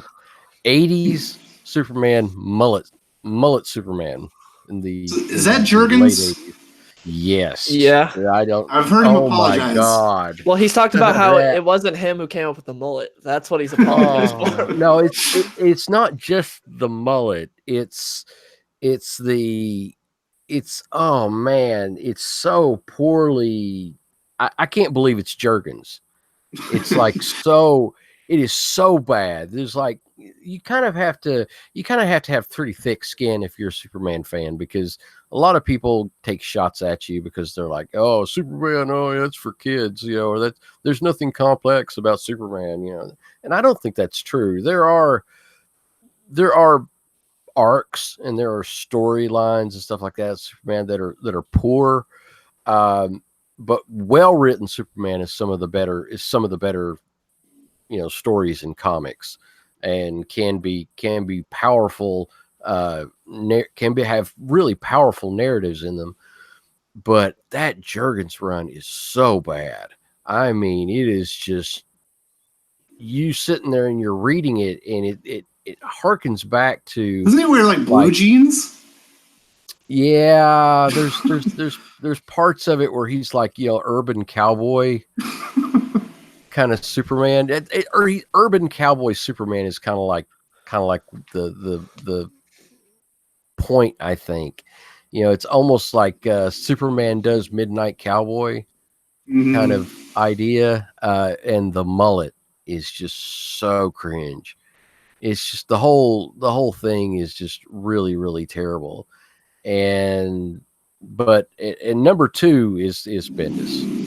Number 2 as far as worst, and the only reason why it's not number 1 is because it hasn't finished yet, and I think the possibility Bendis might be able to redeem to a small degree, but he's really fighting with Jurgens for the bottom slot on this one. So, well, I hope he takes it, because Jurgens is a great writer, and he's actually a very competent Superman writer. But we all make mistakes. In this one, oh man, I don't know if he was going through a phase or what, but it was bad. It was bad. So I do want to ask you guys about one story arc. Well before I ever started reading, probably the first time I ever heard about comic books like in the news was the death of Superman. Dylan, what are your thoughts about that story? Was it all just a cash grab? Is it a good story? Is it worth people's time to go back and revisit the death of Superman? So it was really good. I enjoyed it. I actually watched a documentary on it like a year ago, and the reason they did it was their big event was going to be having Clark and Lois get married. But then the TV show Lois and Clark was going to do that. Like, no, you have to hold off like a year before you can do that. And one of the writers, I can't remember, because there were like 4 Superman books at the time. One of the writers, every time they would meet up, because they'd have these summits and meet up, be like, this is where the direction of Superman's going. Every single time, be like, let's just kill him. And this time when they said, you can't let him get married, he's like, let's really kill him now. Like, because we can't do what we actually want to do. They're like, we'll kill him, bring him back, then have him get married. And so that's why they did it. I thought the story was really good. I enjoyed it. I hate that we haven't gotten a good interpretation of it on the big screen yet. Like Batman Superman's interpretation of it was terrible. The animated movies, not terrible, but haven't followed the comic at all. They're just completely different. But yeah, I enjoyed it. I felt like it was a little dragged out with the funeral for a friend and stuff like that. The aftermath was a little dragged out. I enjoyed the return. I thought that was cool with Mongol and Cyborg Superman. I thought that was really cool. But yeah, I like Death of Superman. I thought it was good. I thought we got some great Superman moments in there where he's fighting this unstoppable force. And then there's this kid who has a building that's falling on him. He's like, okay, I got to put him in this river and then go back, save this kid. Then go back and fight him. Especially the ending realization where he's like, I hit him with my hardest punches and he's just not stopping. I have to keep going. And the fact that it is the ultimate job for Superman, which is great, because a lot of times it's like, oh, Wonder Woman could have stopped this, someone else could have stopped this, but no, this is a job for Superman. Only Superman could have stopped him. So I love the villain of Doomsday purely for that fact. Okay. Bats, do you have any thoughts on the Death of Superman? I think the kid just encapsulated everything I could say more eloquently. Mm-hmm. All right. So yeah, I'm right there with Dylan on that one. So, Pele, what are your thoughts on it? You know, you've been a Superman reader all your life. I really liked it. I thought that I liked the villain of Doomsday at the time. That was kind of like, you know, you got to understand the kind of like the cultural significance of it too, because that's what really got people's attention at the time was, oh my God, they killed Superman. I thought he was indestructible. I thought, you know, I thought he couldn't die. And then you had people who'd never been to comic shops before that were flooding comic shops wanting to buy this issue. And then you had, you know, the representation of it, the black polybag issue. With the Superman cape kind of waving in the wind. Yeah, well, you had the black polybag, and inside you had the, you know, the Rogozars. I mean, not Rogozar. No, you had Doomsday's big staff sticking in the ground, you know, and you know, with the cape floating in the wind, and it was like, and people were just captivated. I mean, it was like 60 Minutes did a story on it. You had all the major. I remember seeing it everywhere, and I didn't read comics. Oh my God, we need to talk about this. We need to, you know, what happened. And you just saw the creators and all the editors and everybody, all of DC heads were like, you know, on late night television, you know, talking with, you know, Johnny Carson about the death of Superman. You know, it might have been actually Jay Leno, but anyway, they were all, you know, it was a big cultural phenomenon. So it brought people to comics. And although a lot of it probably didn't stick, you know, a lot of them didn't stick around. Some of them did. And I think that it probably did as much for comics as any other single event as far as bringing in non-comics people. So it was important. It was important culturally, and I think that the story was well done too. So Ash, this was, you know, that was prior to you jumping on the DC bandwagon. You're a Marvel guy. Did you dip your toe in DC Comics and read The Death of Superman? Was it something that resonated with you? Or is it sorry. I did. I always dip my toe in DC Comics. I did read Detective when I was a Marvel guy. I mean, there was a couple things. I collected I was it's not really a big DC thing, but I collected Sandman.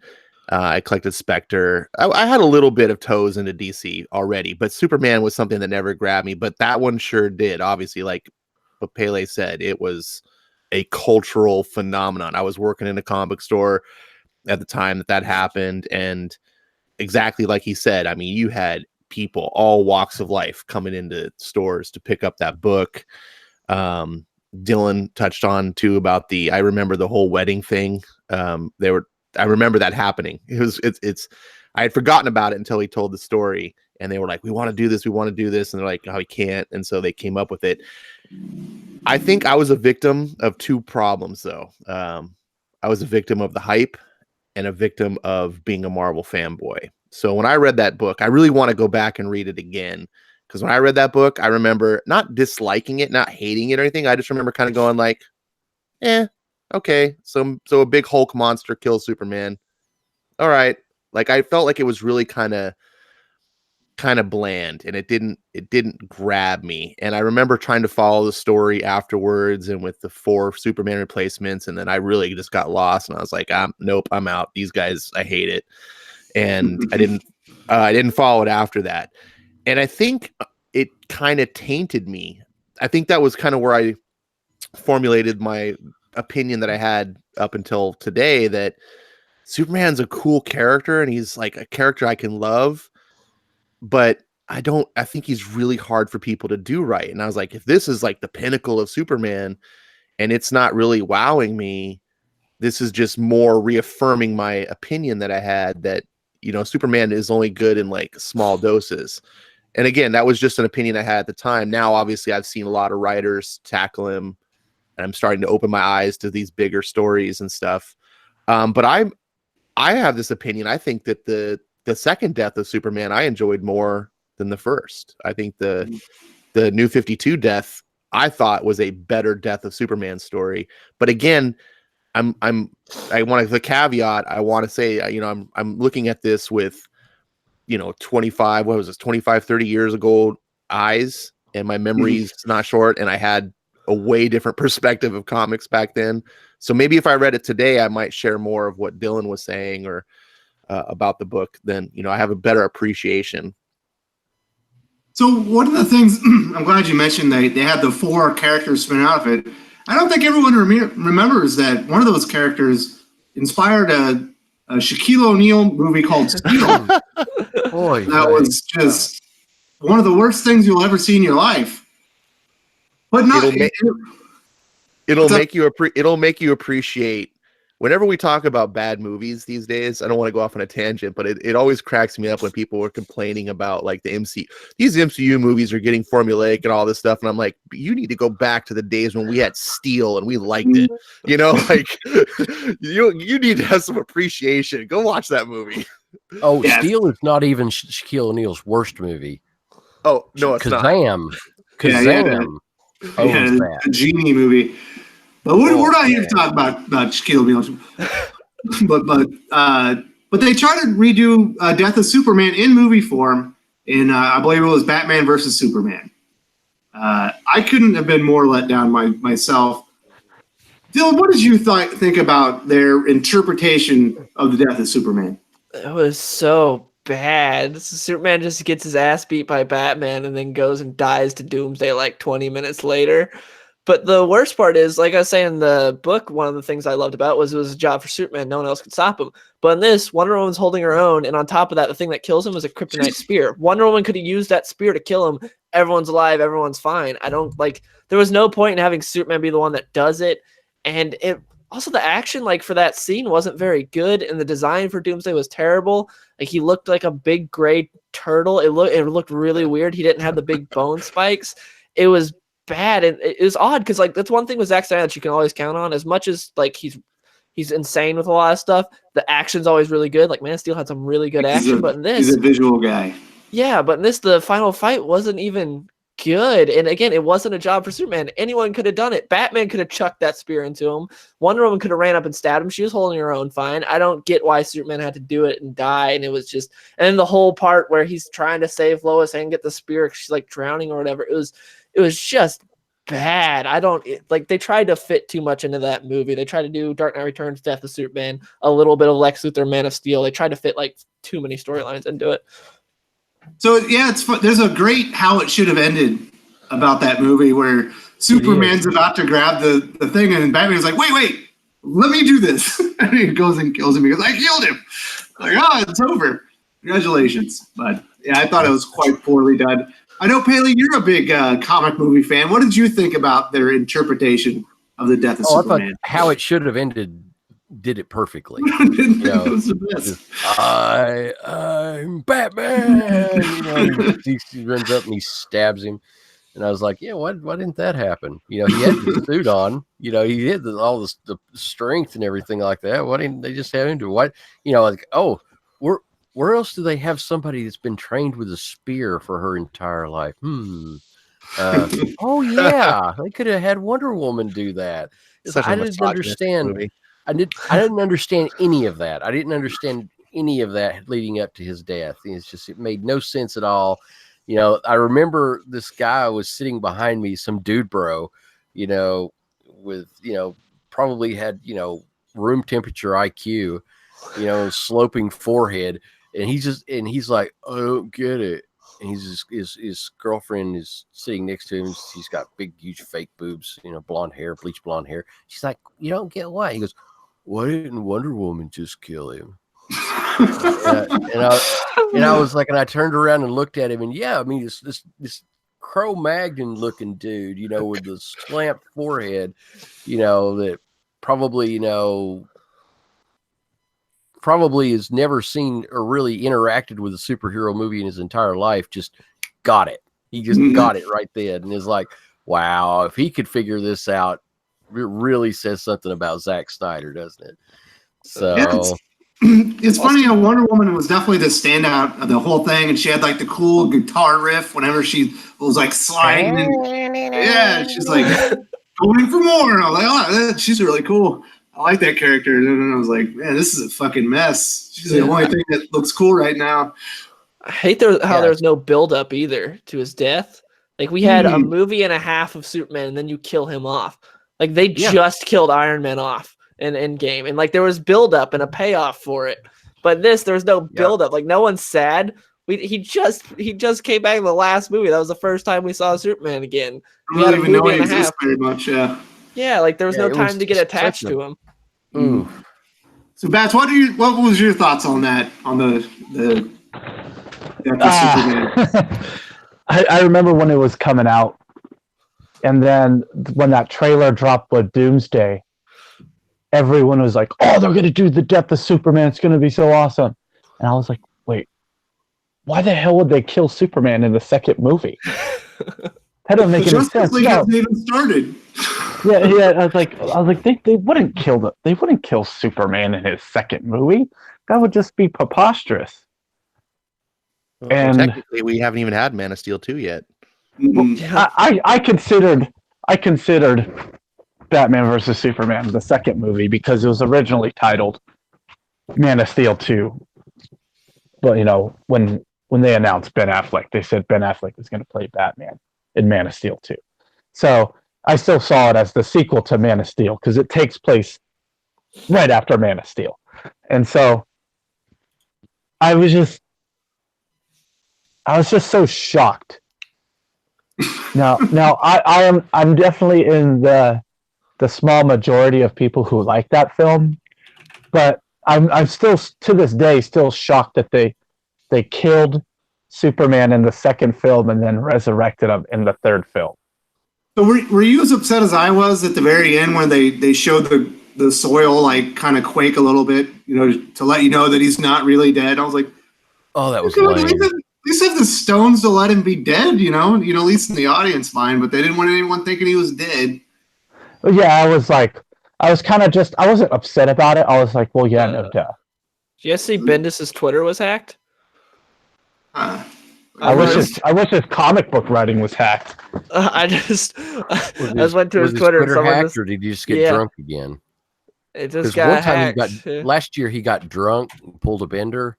Bendis pulled a bender, and then tried to say that he was hacked after he started saying a bunch of stupid shit, and then he was like, "Oh, I got hacked." They changed his picture, and he's tweeting out random SoundCloud links and stuff. That's the best Superman news I heard all week. I don't endorse that, but it's kind of funny. Anyway, sorry, didn't mean to interrupt. Well, there you go, Dylan. Way to derail. Finger on the pulse news there. Appreciate it. So, while we're talking movies, we might as well go here. I hadn't actually planned on it, but does anyone, what's your all's favorite version of Superman on the big screen? Ash, what's your favorite Superman movie? Or even the little screen, if it's Lois and Clark, whatever. For sure, it's got to be. I think it's a tough one between Superman 1 and 2, the original Donner films. Those are probably be responsible for my love of Superman. And I think even today, when I read comics, it's weird that I reach out to a movie to be kind of my lighthouse, for what I love about the character. I know maybe some hardcore comic fans right now are cringing because it's like, what? But that's what it was. The Superman comics back in those days, when I was reading comics, it was Superman with a mullet. Like I would looked at the comics and I was like, okay. But growing up as a kid, I mean, those were right after Star Wars. Superman came out, and it was just, I was 7 years old, and I was going to the theater, and it's like, it hit me. To this day, I think they hold up. It's a little dated as far as it really does feel like an 80s type film. I know it came out in the 70s, but it has that Reagan era, end of the Carter era feel, and it's got so much heart, and it captures what I love about the man of Superman. And I don't think anyone's got it since. I think Man of Steel had a shot. I think the first half of Man of Steel is absolutely brilliant up until Pa Kent dies, and then I thought the film just devolved into a mess. But that first half I really loved. On TV, I don't know if TV's ever done it really well. I like the George Reeve TV show. I grew up watching the George Reeve TV and the Max Fleischer cartoons. Those are standouts. And I didn't get to comment on the Doomsday, or Batman versus Superman. And I got to say, Wes, in the future, you got to not let Dylan answer the question first every time, because he pretty much says everything you need to say. Damn it, Dylan. You nailed all Keep them points. to yourself. My bad. Now, kudos to you, buddy. Thanks. All right, so Bats, what's your favorite Superman on the big screen, the little screen? It's gotta be little screen is definitely the Justice League animated series. Knew it. That's just cartoons. I love cartoons. They're super edgy. But when it comes to big screen, as a film, it's definitely Superman 1. I love all the little faults of it, and I love all the little thing that really aged the film. I went and saw it in theaters recently with my roommate. They did like a 40th anniversary, and one of my, just like something that would never be said in a film today, where what's his name? Who's the Godfather? What's his real name? Marlon Brando. Marlon Brando's like, and I will always be inside of you, son. And me and my roommate just started giggling because we're immature. And then Marlon Brando kept, like, it's like almost no one had the audacity to tell Marlon Brando it's pronounced Krypton, because he's an Oscar award-winning actor. They're like, excuse me, Mr. Brando, it's pronounced Krypton. Like, no one had the audacity to correct him. And that always just makes me laugh. But there was also a scene where they're like, hey, Clark, you want to come over to so-and-so's house? We're going to listen to some records. And I was just like, this movie is so old. We're 10 high school kids jump in the back of a Suburban, and they're all going to go to one guy's house to listen to vinyl records. It's just so... and he's like, no, I got to go home and be a weirdo and hang out with my parents and run like Bugs Bunny. But yeah, that film is just perfect in all the in all the right and wrong ways. But visually, Henry Cavill is like visually the perfect Superman. Yep. And I know a lot of people, dislike the Man of Steel and Batman versus Superman, but you kind of just have to go into it with an Elseworlds perspective and just go for the ride. Unless it's Christopher Nolan Batman, then you just judge it to hell. So, so yeah, I let everything slide with Superman, but nothing with Batman. So yeah, that's my take. Wes muted his mic. I guess that leaves me next. As far as big or little screen, I love the Max Fleischer cartoons. Because when I was growing up, they'd sell like the little DVDs for like $1 at Walmart checkout, and that's how I watched the Max.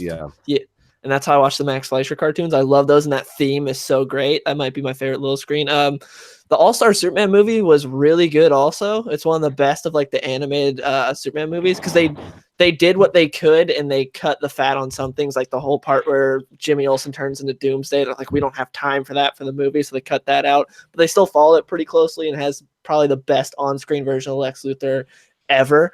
And as far as big screen goes, again, yeah, Superman 1's really good for what it is. Like Bats was saying, I agree with that, how it's like it's got these little quirks that are just great.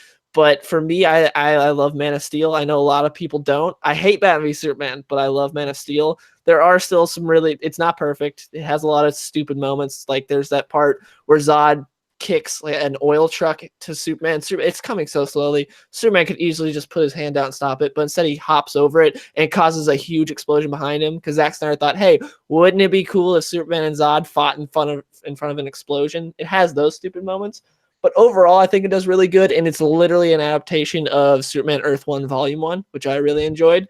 So I think it's the worst. Yeah, I don't think it's the worst. Yeah. I think it's pretty middle of the road. Yeah. Yeah, and Henry Cavill he doesn't jump over it. He does a little like twist between the truck and the trailer. Yeah, he does that a lot. It's so stupid. But yeah, the soundtrack is perfect in that movie too. Like it displays this feeling of hope, and Henry Cavill does look like he was just picked straight off the page to play Superman. And yeah, there are stupid moments, but overall I really enjoy it, and I think it nails a good aspect of Superman. I love how Jor-El is portrayed in that movie. I think he's great. I thought Russell Crowe did really good. And that first 50 minutes on Krypton is awesome. Like I loved how Krypton was done in that movie. But yeah, Man of Steel is probably my favorite. It's Lord of the Rings in space. Kind of, yeah. Yeah, I like the Jor-El portrayal in that. I think Russell Crowe did a really good job playing Jor-El. I think Michael Shannon's Zod is underrated too. But yeah, he was, in my opinion, I think he's probably, although Marlon Brando is Marlon Brando, but which, talk about overrated. Talk about overrated actors in particular roles. I mean, Waterfront was good, but that was 40 years before. So, but anyway, it was. Yeah, I think he did a great job with that one, though. I thought that that Russell Crowe fit that role and the tone of that film. So I just didn't like how Man of Steel, after Pa Kent dies, it just turned into like Dragon Ball Z and just was like an hour-long punch fest. And the whole tone and shape of the film went from this character development and building of like who Superman was. And then it just was like, we're just going to punch each other to death for an hour. And then Superman's going to do the whole controversial call of killing Zod at the end. And you're just like, that was it. I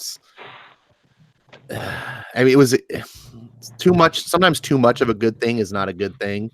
And I just lost interest in the fight because it was just like, this is just punch porn. I like the fight. I think because I thought it was really interesting. If you have these two indestructible guys going against each other, how the hell does this end?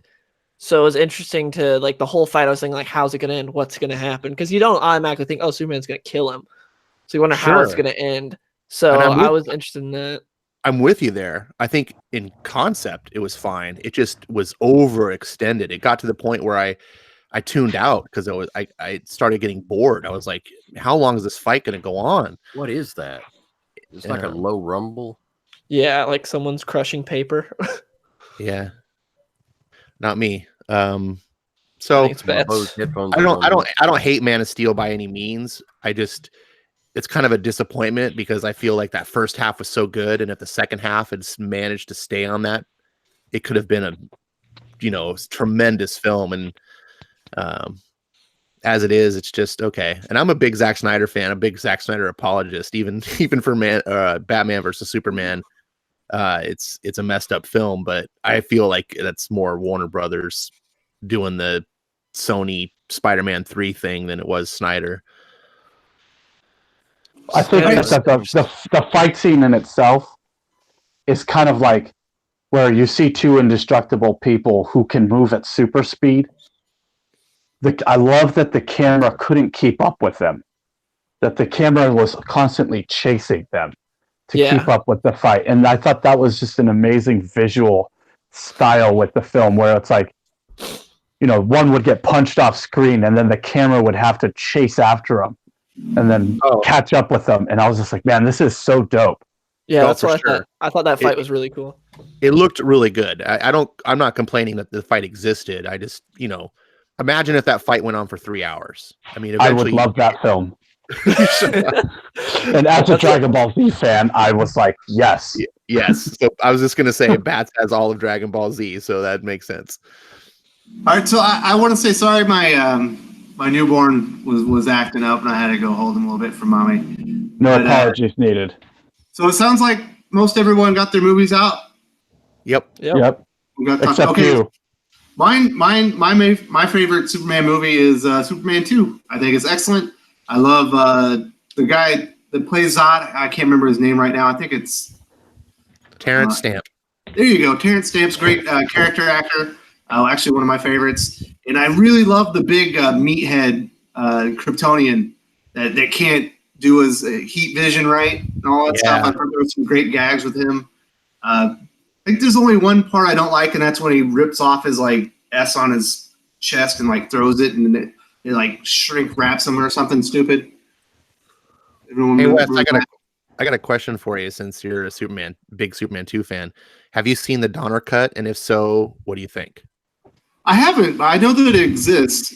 Where because I guess the second half of the movie they changed it, and they were filming the third movie, correct? All I know is that some Superman 2 fans say you got to see the Richard Donner cut. It's the way it should be. And then other Superman fans say, don't ever watch it. It ruins the film. And I'm like, what do I do? That's what it was. So Donner filmed the first movie and the second movie concurrently. And then they released the first one. Then he had some issues with the studio. They brought someone and they kind of redid the last half of that movie. I haven't seen it. I would like to, because it's definitely a different take. It's definitely a different take. I thought it was interesting. I think it is flawed, but it does have an interesting take, and it's worth seeing if you're a Superman fan and a completist. You really should see the Donner cut. Okay. Mm-hmm. So I'll probably actually check that. I haven't watched Superman 2 in probably 15 years now. And Superman Returns is the sequel to the Donner cut. Yeah, that's Superman Returns is so terrible. Man, they made Superman really boring. Yeah, that's boring. What is going on here? I worked at Hollywood Video. Probably I hadn't given my favorite one yet. I'll just make it real short. Oh, my bad. Favorite show, Lois and Clark. Because I like Dean Cain, and I like kind of like the I like the more human interactions there. I thought there's some pretty good moments in that. As far as on the small screen, the animated stuff I think is almost a little bit too easy to say that's the best, because that's kind of like what the millennial generation, stuff like that. They're always going to point towards those, whereas Gen Xers kind of look at the Lois and Clark as being, because that ran for quite a while. That ran for like 6 or 7 years. And that was kind of the way a lot of people interfaced with Superman for the first time is really through that television series, and it was good. It definitely had its moments. There weren't the big earth-shattering fights and stuff like that, but there were enough Superman moments in it to justify giving it a good watching. I think it's pretty cheap right now. You can get the whole series on Amazon for like $40 or something. It's all available on the DC Universe app too. Yeah, you can just binge on it, and it's pretty good. I like it. The best movie, Superman 1. You know, it's just Christopher Reeves. It just is what it is, you know, and Gene Hackman just makes that movie. I mean, absolutely, you know, I don't think I could see. He's who I'm going to compare anybody who plays Lex Luthor in the future against Gene Hackman. If only Gene's ego was not as big that he would have shaved his head. Well, he did, but he wore a wig, but in the film, but I had heard that it wasn't. It was a skin. It was like a scalp. You know, it was like a skin kind of scalp thing. But yeah, I mean, at the end of it, he goes, "I'm Lex Luthor," and he rips the wig off, and he says, you've not heard the last of me, and I'm willing, yeah. But Otis Berg and all that kind of stuff. Otis is probably the best character in that entire film too. Yes. But, Ned, is that Ned Beatty? Yeah. Mm-hmm. Goes, you know what number 230 is? It's my IQ and your weight. Yeah. But I also want to mention Smallville, which I thought was really good for like 4 seasons, and I thought Tom Welling was a great young Superman. It's too bad he never got to put on the cape and actually be the character. And it got really he would have weird. been Superman in Superman Returns, but I guess it wasn't meant to be. Yeah, he was it got really weird with the whole Chloe thing, and what is she doing? And the whole Watchtower situation, and then they brought Zod in, at a weird time in Superman's career before he was even really Superman, and that kind of the continuity. There's some weird continuity stuff going on there, but it was the harbinger of things to come for CW superhero movies or shows. They're good for like 1 or 2 seasons, and then they go into relationships. Yeah. I was a really big fan of Smallville in the early days, and then like once the Justice League in windbreaker sweats were like walking away from explosions, I was like, I don't think I can hang. And then like they're talking about the Junior Lifeguard Association with Aquaman, and it's like, oh, I'm not ready for the JLA, and I'm like, I can't stick on the show. The show's driving me nuts. And then it's just like, what's absolutely nuts to me about that show is every DC character except for like Batman and Wonder Woman get introduced, where they have the frickin' Wonder Twins and Booster Gold and Blue Beetle on Smallville before Superman. Hawkman, yeah, like the whole Justice Society, like it's nuts. It's absolutely nuts that everyone but Superman gets introduced. Mm-hmm. Funny enough, they actually did a pilot for an Aquaman TV show, and I think it's on YouTube right now. It wasn't actually that bad, but it would have gone to hell after 1 season because it's CW. It's also available on the DC Universe app. Oh, is it? Oh, yeah. It's probably exclusive there now. Then back in the day, it was kind of like rumored that it had happened. And then we finally got to watch it. But so let's wrap up our Superman talk. We'll talk about what's everyone's favorite eras of Superman, and then we'll go talk about the Spider-Man noise with C.B. Cebulski. So, Pele, what's your favorite era of Superman? The John Byrne era. John Byrne era. Definitely the John Byrne era, early 80s. That was just good. It was good, solid writing. Well, actually, that had been Simonson. Byrne during the Man of Steel, and then Louise Simonson for the early '80s. It's my favorite era of Superman. Okay, Bats, what's your favorite era of Superman? Early 2000s with Jeff Johns. Nice. All right, Ash, you got a favorite era of Superman? I do, but it's admittedly, not very educated. It's gonna be the Rebirth. I love Tomasi and Jurgens, what they were doing with Superman, and it's a shame that they didn't get to finish what they were doing. But if anyone tells me it was Jeff Johns, I have to believe him because that dude's a freaking master. Your answer is not wrong either. That's like it's a tie between those two for me. Because you have Superman Action Comics and Super Sons all going on at the same time. If you were a fan, and I think Action and Superman were both bi-weekly, so you had an awesome Superman book every week. Yeah. Super Sons was monthly, so 1 week you got 2 of them. It's Super Sons. Basically, five super books that were good, and arguably Supergirl was also a good book too. So those are, it's my favorite, obviously. But Dylan, what's yours? I know you're a huge Superman fan. Is there a particular era that you think was just the best? It's hard to say. It's probably the Rebirth era in terms of just how much great Superman you were getting. But yeah, the Byrne era where you had like Byrne and Wolfman doing some amazing stuff for Superman with Man of Steel. And then Jeff Johns is my favorite run on Superman of all time. And you had some good stuff with Kurt Busiek as well during that time. That was like really good. But with Rebirth, it was just so consistently great. And like I said, you had like 3 great Superman books with, you had Jurgens on Action Comics. That was really good. You had Tomasi and Gleason on Superman, which was great. And then you had Super Sons. I feel like that's like such a strong era, which makes it even sadder for the era we're in right now. Because Bendis got given like such a good era of Superman that he could have just continued on, but instead he killed. Probably gotta go with the Rebirth era, but the early mid 2000s was like prime Superman also, so it's hard to say. Awesome. So I think we covered Superman Year One pretty well for an hour. Then we've been talking Superman comics. We even got into the TV shows and the movies. So feel like we can put a bow on Superman for right now. Hopefully, if you've been watching, you have lots of recommendations and things that you can go out and get, because there's a big Superman digital sale going on if you like Comixology.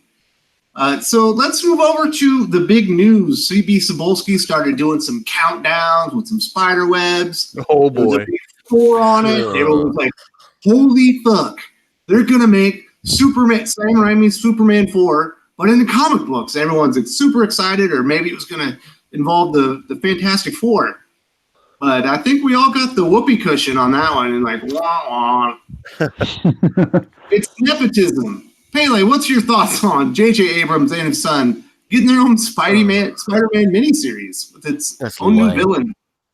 My God, so fucking lame. Sorry about the language. It's just, we were running a bet at the shop. What's it gonna be? What's it gonna be? And it's kind of like had like a board there. If you believed one, you kind of put your name down. You believe the other, and whoever was, somebody else had already done. I think it was the manager did it, where he, if you were right and you guessed right, you put your name according to where it was on the list, like 7 or 8 different selections it could have been. And if you were right, you were going to get a special discount, for like, a one-time discount that you could use for 20% off or some shit like that. I don't remember exactly what it was, but it was his idea, but nobody got it. So I don't have to give that discount to anybody. So nobody got it because it was just absolutely stupid. It's just, it's not Fantastic Four. It's not, it's not Spider-Man 4 remake. No, it's nepotism. 4 stands for nepotism. And so, yeah, it's ridiculous. And Marvel should have shame, but I know they don't because they're Marvel now. Marvel now has no shame. And oh my God, I just can't believe it. I just, they went through all of this and the lead in just to piss on the fans one more time. Just how it feels like. It's like, okay, well, we just need to find just another way to take a dump on the fans one more time. So, yeah, okay. So you guys at your shop actually have a whiteboard with all the stuff it could be. Yeah, and you could. Well, we had just a piece of paper, and the people, it's like what it could be. You had like they'd come up with like 7 or 8 different things that it could be, and if you guessed right, you got a discount. You got a special one-time discount that you could use, and everybody was wrong. Nobody got it right. So he had buzz. Your shop was buzzing. You were buzzing. Everyone was like, "What's this going to be? It's going to be cool." And it was cool. I didn't really think it was that cool, but my manager did, and he's like the biggest Spider-Man fan in the world, and he's like, "Oh, well, we got to do this." And I said, "You're the manager. That's what you want to do. That's your business. It sounds like something interesting. Go ahead and run with it." And he had written like 50, 60 people's names. People had selected what they thought it was going to be, and it was like really exciting. Well, I guess it was exciting, but and it's nothing. It was just stupid cheese. So great, taking a dump right down everybody's neck and saying that it's raining. All right, so Ash, you're sort of coming back to Marvel a little bit. You're dipping your toe in the water. You got Daredevil going on, Spider-Man life story. This was actually, probably a pretty good opportunity for CB to get you even more excited about Marvel. What did you think about the actual announcement? Oh, I got a lot of opinions on this, but if it had been what the big guess was, which was, the Sam Raimi Spider-Man 4 script that never got, obviously got to get made, had it been that, and they pulled off like, hey, we're going to adapt it for comics so everyone can kind of see what he had in mind, and I would have been excited. I probably would have wanted to pick it up. I think most people, if you're a Spider-Man fan, you want to see what could have been done. Turned out it wasn't that, which is fine. It doesn't have to be that. When it turned out to be the JJ Abrams thing, I was like, what? And here's the thing. I don't think any negative feeling should be harbored towards the kid, right? He's a kid. If I was a kid and my dad was like, "You want to write a Spider-Man book? I'll get it done for you." I wouldn't have been like, "No, Dad, that wouldn't be the right thing to do." Like I'd have been like, "Yeah." He's a kid, and I feel like a lot of hate is being directed towards him. I think the right way to do things would have been for Marvel not to make it this huge event. If Marvel would have just sort of like slowly just like leaked it out quietly and just been like, "Oh yeah, by the way, we got this book, Spider-Man, JJ Abrams' kid and his dad are going to write it," and just throw it out there, not hyped anyone up, and then let people just okay. And then slowly over time, once everyone got used to it, started building up the excitement and do like the reverse thing. I think people would be more on board because I don't have a problem necessarily with this kid might write something good. I don't know. I just have a problem with that being like, here's this huge thing that you should all be a part of, and we're going to blow this. It's like, no, you guys keep messing things up, and then you hype these things up and you get everyone's all excited just to have this big letdown. We're not opposed. I'm speaking for myself. I'm not opposed to a Spider-Man miniseries coming out that you're doing this. I mean, God knows you're doing far more worse things out there, but don't make this your big, gigantic event that you're telling fans, this is what you should be excited about. Because we shouldn't. It's a kid writing a Spider-Man book that he's never written a comic in his life that we know of. So there's nothing to be excited about. Yeah, I actually feel bad for Abrams' son. He might really want to be a comic book writer, as one of his vocations, and he's just kind of been set up for failure because people are just gonna he didn't earn it. It's all nepotism. I feel bad if he's like going on Twitter and seeing all the hate and stuff, and it's just like he doesn't really deserve it, But I can understand the fans being upset as well. I think JJ should know better, and CB Cebulski should know better. They didn't really look out for his interest, not only are they not looking out for the fans' interest, they're not caring about his, and it's just a big debacle. And it didn't have to be this way. They could have slowly leaked it out and said, "Hey, here it is." And then once fans got used to it and the news was all over, then start turning up the flames. Then be like, "Hey, we got some new, images of this comic. It's looking like it's going to be really great." And then people are like, "Oh, really?" And they warm up to it instead of like just hitting them out of left field. That's my thought. So, Dylan, what are your thoughts on the big announcement? I agree with what Ash was saying, that just if they would have just announced it, not made such a big fuss, no one would have been mad. But CB, for like, was like a 4-day countdown or whatever, so he was like, this is going to change comics. This is going to be huge. You guys will never see this coming. And everyone thought, oh, we're going to get a Spider-Man Fantastic Four book. Then like, oh, maybe it's going to be Raimi Spider-Man 4, just a comic adaptation. And then it's JJ Abrams and his son writing a Spider-Man comic, which I don't think anyone really cares about that. And neither of these guys are known as like Spider-Man guys or comic book guys. Like when Max Landis was announced to be writing American Alien, it was cool because he had been talking about Superman for years. For a long time, he had been pitching stuff about Superman, talking about how he loves the character. So when he finally got his chance, like, oh, I'll check that out because we know he loves the character. But for this, no one thinks, oh, JJ Abrams in comics. Like he had that one Superman movie that got scrapped, and that was it. Like no one really associates him with comics. And also we had a cooler Spider-Man announcement that CB Cebulski announced later, like kind of hush hush, which was that Eric Larson, Jerry Conway, and Mark Bagley are coming back to write what I can't think it's called, Amazing Spider-Man Going Big. They're coming back to Spider-Man. That's a wait. Like more comic book fans would be excited about that than Abrams, but he makes this big deal about Abrams, and then you have comic book legends coming back to Spider-Man. He's like, oh yeah, these guys are coming back by the way also. It's just is a big fuss over nothing, and I don't get the point. It's just like no one asked for this. Why are you guys so? But again, if they would have just done a small announcement, no one would have been upset. Everyone would be like, oh, maybe I'll check that out. Yeah, CB's like hype game is off. Like I don't think he gets what his readers are like really what's going to get them going. Because every time he makes one of these announcements, everyone's like, get the fuck out of here, CB. Like, come on. We have cat variant covers.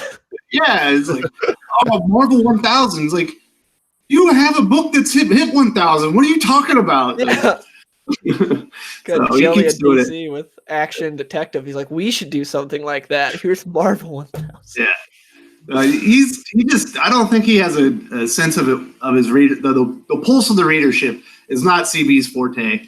So, Hey, Bats, did you have a thought on this when you saw the big? I did. So when I first saw the countdown with the 4, I instantly was like, wait, a Spider-Man Fantastic Four story? Yeah, it's been done a million times. And then it clicked, and I was like, oh, the Raimi script.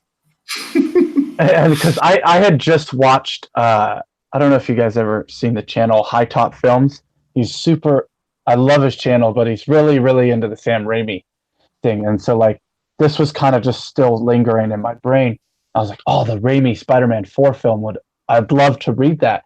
And I know we have that like Alien 3, what it could have been on the shelves right now. And then there's also like the Star Wars, this idea of like there's a Frank Miller Terminator, not Terminator, RoboCop. Yeah, the idea of a scrapped film being turned into a comic book has, there's Buffy season whatever and Angel season whatever, and so this idea is all like, this is a thing we're used to in comics. So I was like, oh yeah, I'm loving 3 Spider-Man books right now. So I was kind of like, oh, you gonna give me a Raimi season film 4? Hell yes. And then I realized it was a countdown, and I was like, they're like, this is gonna change everything, and I was like, oh, what if it's one of those like backup stories that got put away on a shelf and they forgot about it? And what if it's a Stan Lee backup story that never got published? That's what I was thinking. I was like, oh, and what would really be amazing if Todd McFarlane did the artwork for frickin' Stan Lee. Like, and then I overhyped it for myself. And so then when Dylan was saying about the Eric Larson, Mark Bagley thing, I was like, oh, that's the announcement? Oh, it's not that big of a deal. I mean, that's cool. But Eric Larson's a weirdo now, and so it's like not that exciting. And then I was like, wait, that's not the announcement? Oh, what? Oh, he looks just like him. Oh my god! Like Abrams. Yeah, he's 8, like mini me. He's like, yeah, mini me. And then I started judging the kid because like I was like, he crosses his legs like Justin Trudeau. Oh, stop it. Right. And I started just like picking on him in my head. But then I pulled out of my own judgments and was like, what if this kid who's been sheltered from the world because his dad is a big shot, like I looked up his Twitter, I'm like, oh, he doesn't have a Twitter, he doesn't have social media. What if like he's just been sheltered by the world and like because his dad's who he is and so he doesn't go out all the time? And what if he's just spent the majority of his life reading comics and Spider-Man's his favorite? And then what if, like, I started to like give the kid a benefit of the doubt. It's like, no one had thought that Jim Shooter could write a better Legion of Superheroes than DC Comics. And then, they kind of challenged. I don't think anybody was attacking the kid as much. I didn't see many people attacking the kid. I just saw people attacking CB Cebulski. No, absolutely. Like, but I kind of like picked on him in my own head, but I was like, but I started to think, bully. I know. I'm like that. I'm like Markham in that Superman story. Superman would tape you up naked in the girls' locker room, teach you a lesson. Yeah. And I just started to think, what if this kid just really, really loves Spider-Man and he actually does have a story? And all the comic book fans are, including myself, are going, this is stupid. CB, you're stupid. JJ Abrams, you're stupid. And you set this kid up for failure. So I'm kind of with everyone else where it's like, I'm going to give the kid a chance. And I really hope that the kid does tell a story that kind of like, we're like, wow, good job, kid. Like I want more good comics at Marvel. And I want to be surprised. I want to be excited about a book, but I don't want fake hype and fake excitement where they're like, you're never going to see this coming. You're right. No one saw JJ Abrams' kid being like, hey, I'm writing a Spider-Man book. And look, our villain has lens flares. It's like, no one saw that coming. We all, as comic book fans, go, oh, you know what we'll never see coming? And an unused Stan Lee script, Todd McFarlane returning, the return of the Ultimate Universe, anything else, we would have guessed. But yeah, you're right. We would have never seen J.J. Abrams and his kid writing things. We never saw that coming, and that's not a good thing. We should have been able, we should have had that excitement where, like Pele said, someone should have won that discount. Someone should have won that. And some people on Twitter could have been like, yeah, I told you so. And then, we could have had that comic book excitement where people now have a real discussion where like, what's going to happen? Who say it was Todd McFarlane, like Todd McFarlane's coming back. Oh my God.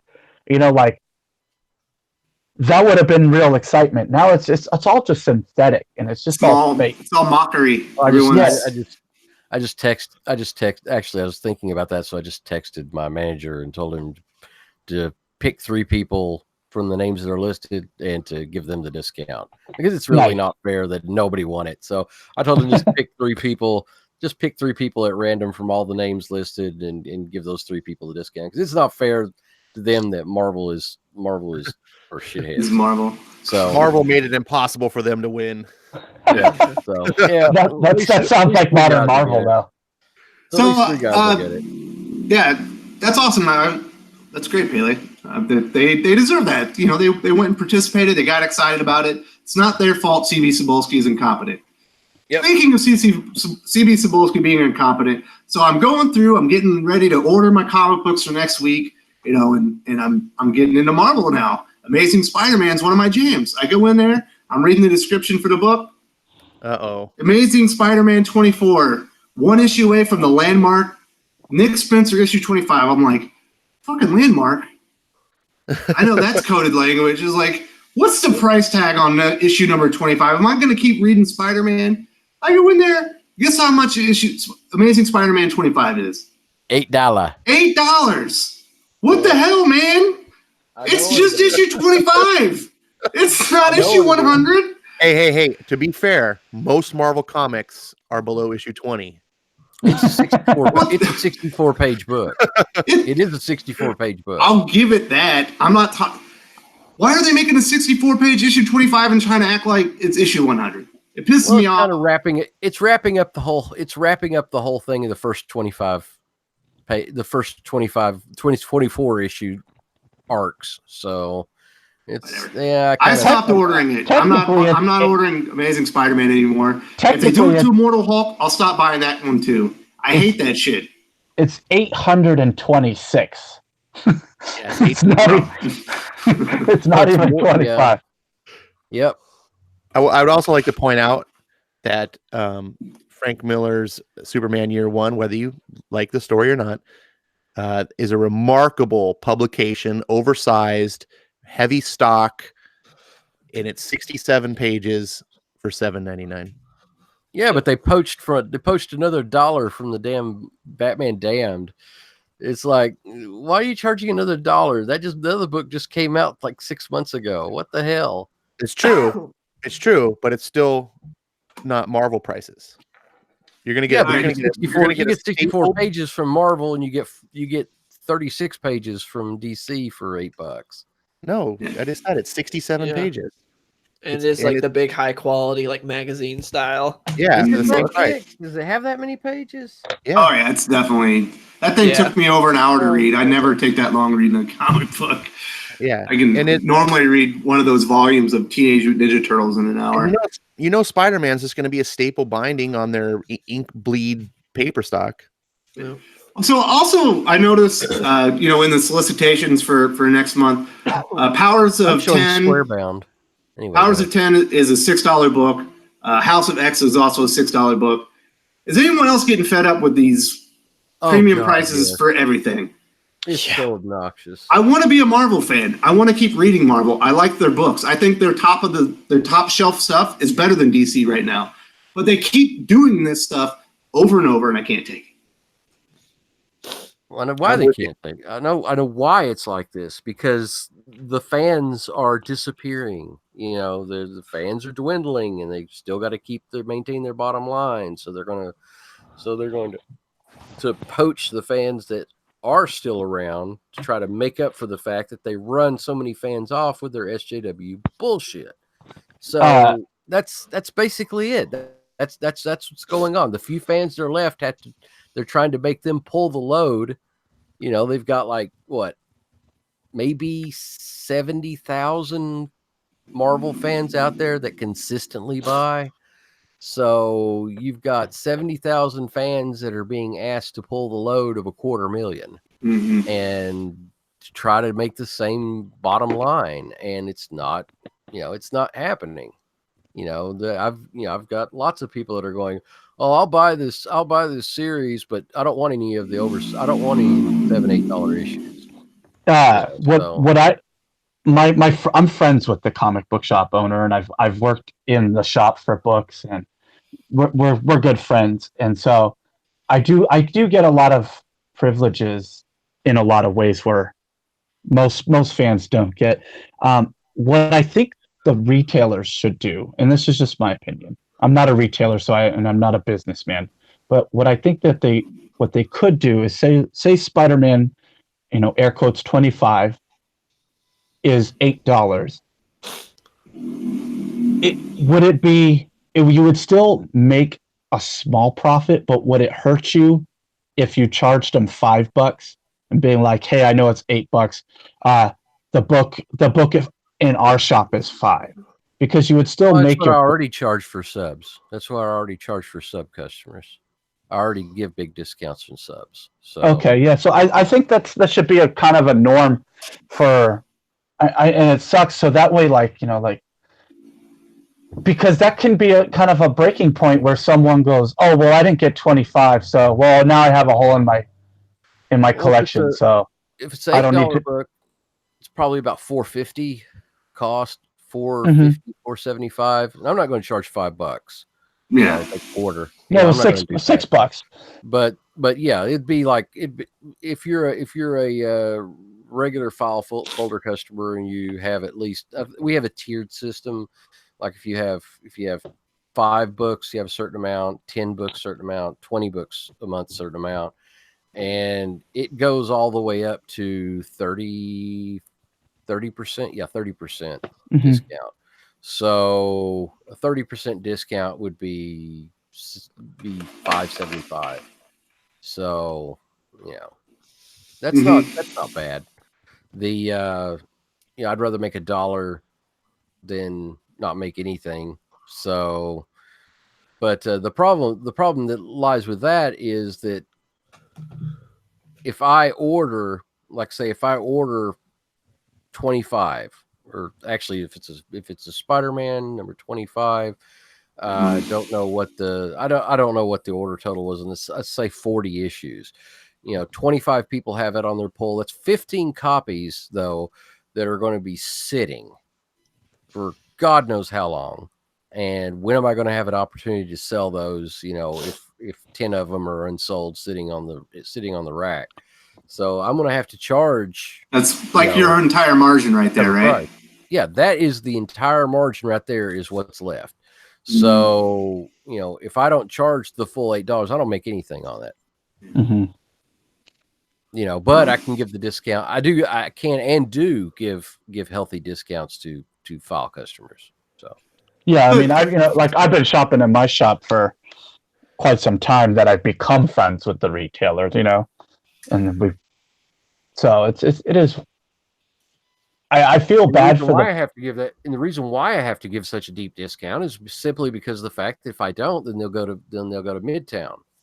They'll go to Midtown, or they'll go to, one of the other of the plethora of available online sellers, and they still undercut me, but I offer enough other things, the back issue selection, the environment to come and enjoy picking up your books and check out other things that are available at the time. So there's advantages to that. So it kind of meets it, it meets in the middle.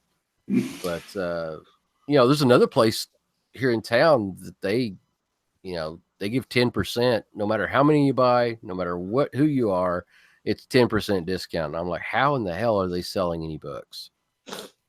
So, Dylan, what are your thoughts on this? Are you having fatigue of the premium priced issues for no reason? Yeah, I think it's pretty stupid. I miss when you just get the annuals, just every once in a while, and be like, here's a few extra pages and it's $1 more. Here's like Batman annual number 3 or whatever. And that was it. It wasn't just like every other week there was some new premium issue, or here's a few extra pages and it's like $3 or $4 more. But it's Marvel's business model right now. Just keep doing that, relaunching, giving you these little bit bigger issues. And it's just, I think it definitely hurts overall, though. Like you with Amazing Spider-Man, where it'll drive customers away. Like this, it's not a good way to go forward. I hope Marvel learns a lesson from it, but we'll see. They've been doing this for a while now. They didn't learn their lesson last time when Dan Slott was on there. Yeah. Dan Slott they had a Dan Slott number issue 25, and it was $8. And then like shortly after it, like 2 weeks later, they had a Deadpool book for $10, and it's just like, they're never going to learn their lesson. They did 800 for $10. Mm-hmm. Well, in Uncanny X-Men, they knew that they were canceling it before they launched it, and issue 11 was it $7? Yeah, it's all $8 for issue 11. Yeah, it's like 11.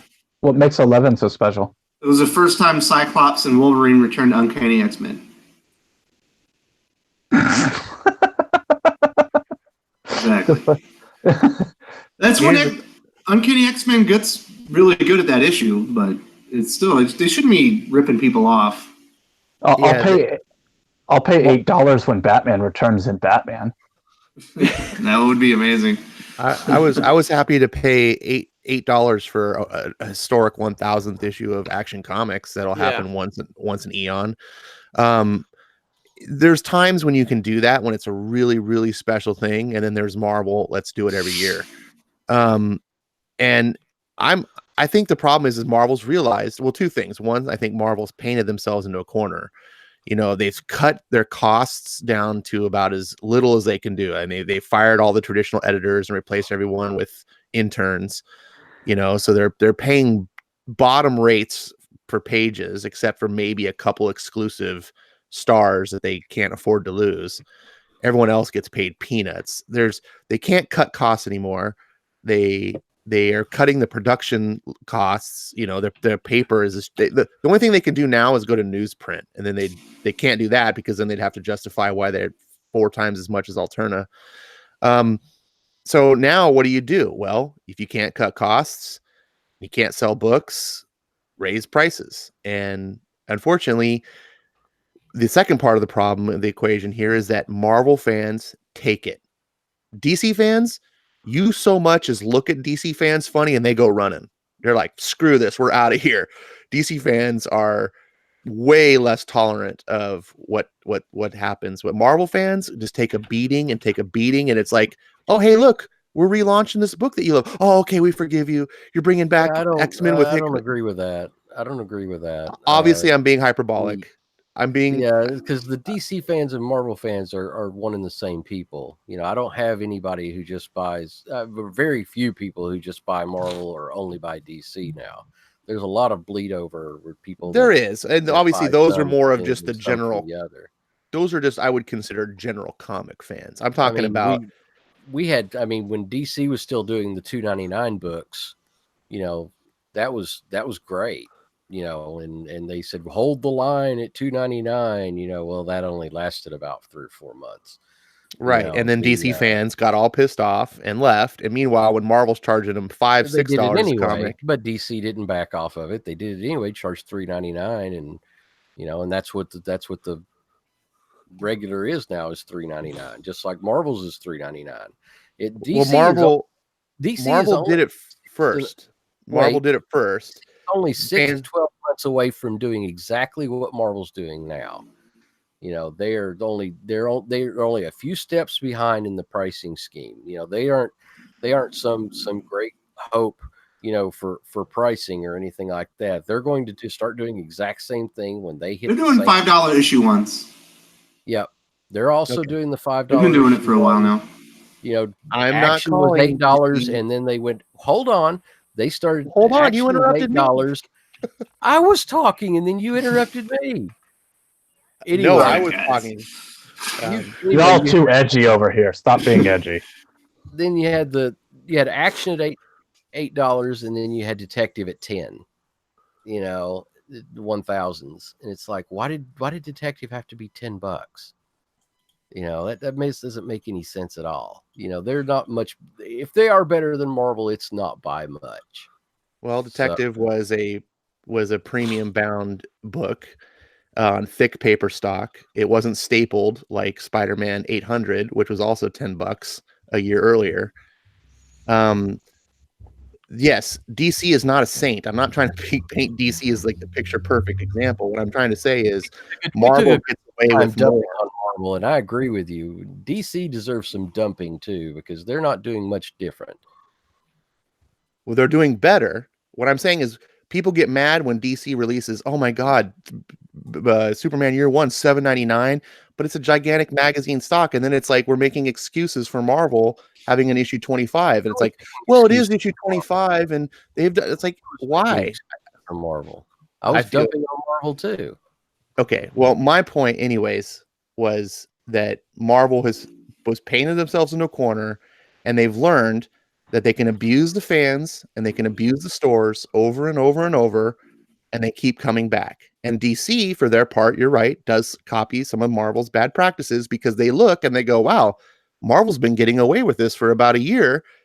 Maybe we should do it. Why are we selling our books for $2.99 when people are buying lower quality Marvel books for $3.99? Our competition's making money, and we're sitting here losing money while we pay our artists and writers better page rates. We have better paper stock. We do all these things. All right, guys, I've had enough of this one. Let's wrap up the show. All right, let's do the comic book recommendations. Bats, what are you suggesting this week? So I'm going to go to the back issues, and I'm going to recommend All-Star Batman and Robin by Frank Miller and Jim Lee. because I just want to point out that book is absolutely atrocious and amazing all at the same time. And it kind of just encapsulates Frank Miller as a whole, where he's like great and terrible all at the same time. And it's the same thing with the Superman Year One. So that was my pick for the recommendation. And I just love that book and hate it all at the same time. And I think most people do too. Nice. So would you say get all the issues individually, or is there a particular trade, or is it all in one book? I mean, if you can find it in trade, yeah, get it as a trade. Reading comics in paper form is better. If you can find the floppies, even better. But if you have to compromise and read it digitally, do that too. Just read that book. And I'm going to start nagging DC on a regular for the sequel, because I feel like Frank Miller doesn't have much time left on this planet, and I don't want Superman Year One to be his last book. I don't want him to have some grand hurrah at Daredevil. I want the sequel to him and Jim Lee's story that Jim Lee abandoned to go make some stupid video game no one even likes. And Jim Lee cannot and will not finish a comic book, and he needs to do it for Frank Miller. He doesn't finish projects. He's not a closer. I know, and if that's the case, DC should hire someone who will finish it with Frank. And I think Todd McFarlane doing the sequel would be amazing. Greg Capullo, anyone, pick anyone. Get Eric Larson. I don't care. Get anyone from Image to do the Batman All-Star book with Frank Miller. Just finish it. I want to see the ending. And awesome. And according to Frank Miller in 2000 whatever, it's his prequel, or it's his sequel to Batman Year One and the prequel to Dark Knight Returns. So it's in the Frank Miller verse of wackiness and giant boobs with swastikas and bullies getting taped up in the girls' locker room. So let's do it. All right. So Mats is very passionate about a bad comic book that he thinks we should all read just because it's so bad it's great. And with that, Ash, what are your recommendations this week, buddy? Well, for this Wednesday that just came out, I'm going to recommend an IDW comic. Stan Sakai is back with Usagi Yojimbo the first time, and it's not really an ongoing, it's semi-ongoing in color. And IDW, should they not go bankrupt in the next 6 months, has announced that they're going to be printing the entire catalog of Usagi Yojimbo all in color. So if you missed out on the past 30 years of one of the grandmasters of comics, this is a great jumping on point. This issue itself is probably not a good introduction to the character if you don't know about him, but it's a fine story. Stan Sakai, like I said, is just a legend. He's a superior cartoonist. It's an all ages comic, but it's not a kid's book, but it's a great kind of book that you can love as an adult, but also share if you have youngsters. And you want something that's not going to be controversial or weirdo or anything like that. It's really good and wholesome. And then this coming up Wednesday looks pretty bad. Detective Comics is really the only thing I can kind of look forward to this coming up week. All right. So also, if you're in the chats and you want to recommend some comic books for the viewers, go ahead and drop it in now, and I'll hit it up right before I do mine. Dylan, what are your recommendations this week? Nothing really from this week, but I did just pick up Wolverine The Last Night, or The Long Night, which is a Wolverine story from Benjamin Piercy that was originally a podcast, and they adapted it to what she wrote, and they adapted it to a comic book. And I've only read the first issue so far, but it's pretty good. It's sort of a murder mystery type deal, to where there's just this random town in Alaska where a bunch of people have been killed, and they think it's Wolverine. Some suits are investigating it. There's also a cult, and it's just been really interesting, even though I've only read the first issue. And it's only 5 issues. It wrapped up in May. So I enjoyed it. Hopefully the rest of the issues are good. And also, if you're not reading The Batman Who Laughs, you're missing out. It's really good. This last issue just ramped things up so much. I love the feeling of intensity and urgency that Snyder conveys that King doesn't. It's so good, like how urgent everything feels, and just like you have to get it now and everything. And it's been really good. Batman Who Laughs is one of my favorite books out right now, and also the Superman books we were talking about earlier with Up and Away and Ending Battle. All right. So also, if you like old time stories being told on the radio, like that podcast with that Ben Percy wrote, there's actually another one going on right now. The second story. So if you like that kind of thing, if you have the podcast app on your phone, I believe it's just the on mine it's the Android podcast, whatever.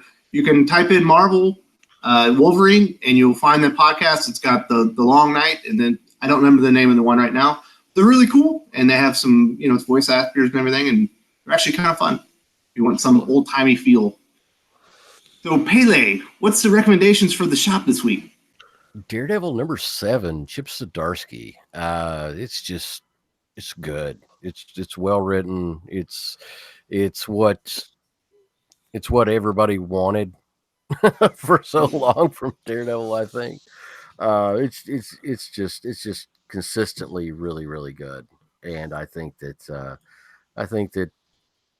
the people who are in on it now are just fighting like mad to get more people into reading it, so that Marvel doesn't do something stupid like cancel it like they tend to do with Chip Zdarsky stuff. Mm-hmm. So if you like well written Daredevil street level hero stuff, then you really should be reading this, and maybe we can get enough people on there where Marvel won't even threaten to cancel it. So absolutely, Daredevil's been excellent. Keep your fingers crossed. I believe Marco Cicchetto is coming back for the 3rd story arc, and he's working on the art right now. So there's another artist who I don't like as much, but the story's still good. Yep. All right, so it's good enough. It's good enough to where I think that a little bit of a hiccup in the artwork really doesn't make much of a difference. Not as much of a difference as it would on other books. It's just really well written. Anyway, go ahead. Mm-hmm. Yep. So in the we only have one recommendation from the chat, and that is Josh Hoon saying a tomahawk. Pick it up and thank him later. I've never even heard of that one, so I might have to check that out. If you do like Wolverine, next week there is a one-shot Wolverine Exit Wounds. Got Chris Claremont, Larry Hama, and a third writer. I can't remember who it is, but I believe Stegman also does the cover art on that one. So if you like Wolverine, it might be a one-shot you like next week. Right now, I have been reading These Savage Shores from Vault Comics. I've never heard of the writer before. I believe it's Ram V or Ram 5. I'm not sure.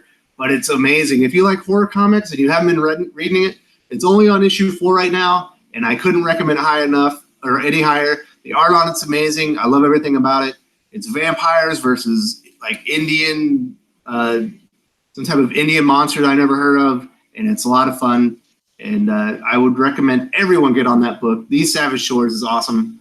And for this week's books, it is Guardians of the Galaxy 6.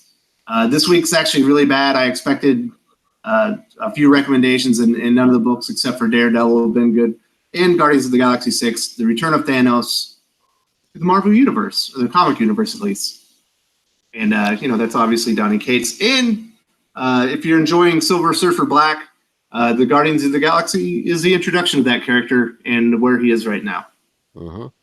Yep. Hey, Wes, can I make a statement? Hey, I just want to give a quick shout out to some of the aficionados. Sergeant Bats I recently started getting Marvel Comics again, and it's a big milestone for me. And Sergeant Bats for donating Daredevil comics to me to read. Shout out to Pele, who, after I found out Chip Zdarsky was blocking me on social media, I got all upset, for convincing me to stick with it and still support the book. So I'm continuing with it. And also Real Comic Stacks, who's not with us in voice today, but he's in the chat room right now, for his awesome reviews and stuff that he's did on his channel regarding the Guardians of the Galaxy books by our boy Donny Cates. Was really compelling, and I was like, you know what? I love Silver Surfer, and what Stacks was saying and showing in his channel convinced me that I need to get that. So I'm getting Guardians, Daredevil, Silver Surfer, and Venom, thanks to these guys. And hopefully you guys that are listening, anyone else, you get inspired to find some good stuff that you like as well. Like these guys inspired me. Oh, Venom, actually, the quality has not dropped as drastically as I had anticipated once Kate's got off of it. So it's still good. It didn't tank. It's still in there. It's still He's coming back too, right? Mm-hmm. Yeah. He's he coming just back. dipped out for the War of the Realms event. Mm-hmm. But the quality in Venom is still decent. It's still a good read. So, it wasn't the, it wasn't the shitstorm everybody thought it was going to be. So it's still pretty good. Yeah, I'm on a break because I don't like Cullen Bunn, but sounds like if you continued on, you're going to enjoy the story. I know it was a new Venom, all new Venom for the War of the Realms. So in the chats, we have Dominic Powell, who's a great follow on Twitter. If you're not following him, you definitely should. He's a lot of fun. He's recommending Amazing Spider-Man number 20, Justice League 26, Daredevil number 7, The Wildstorm number 23, Middle West, Joshua Williamson's Birthright. I know Ash loves that one. X-Men Grand Design Extinction, Batman Who Laughs number 6, and Immortal Hulk number 19, which is one of the goriest books I've ever read in my life. And I couldn't say, definitely check out Immortal Hulk. So I think that does it with the recommendations in the show this week. So let's put a bow on this. Bats, where can people find you, man? You could find me on YouTube.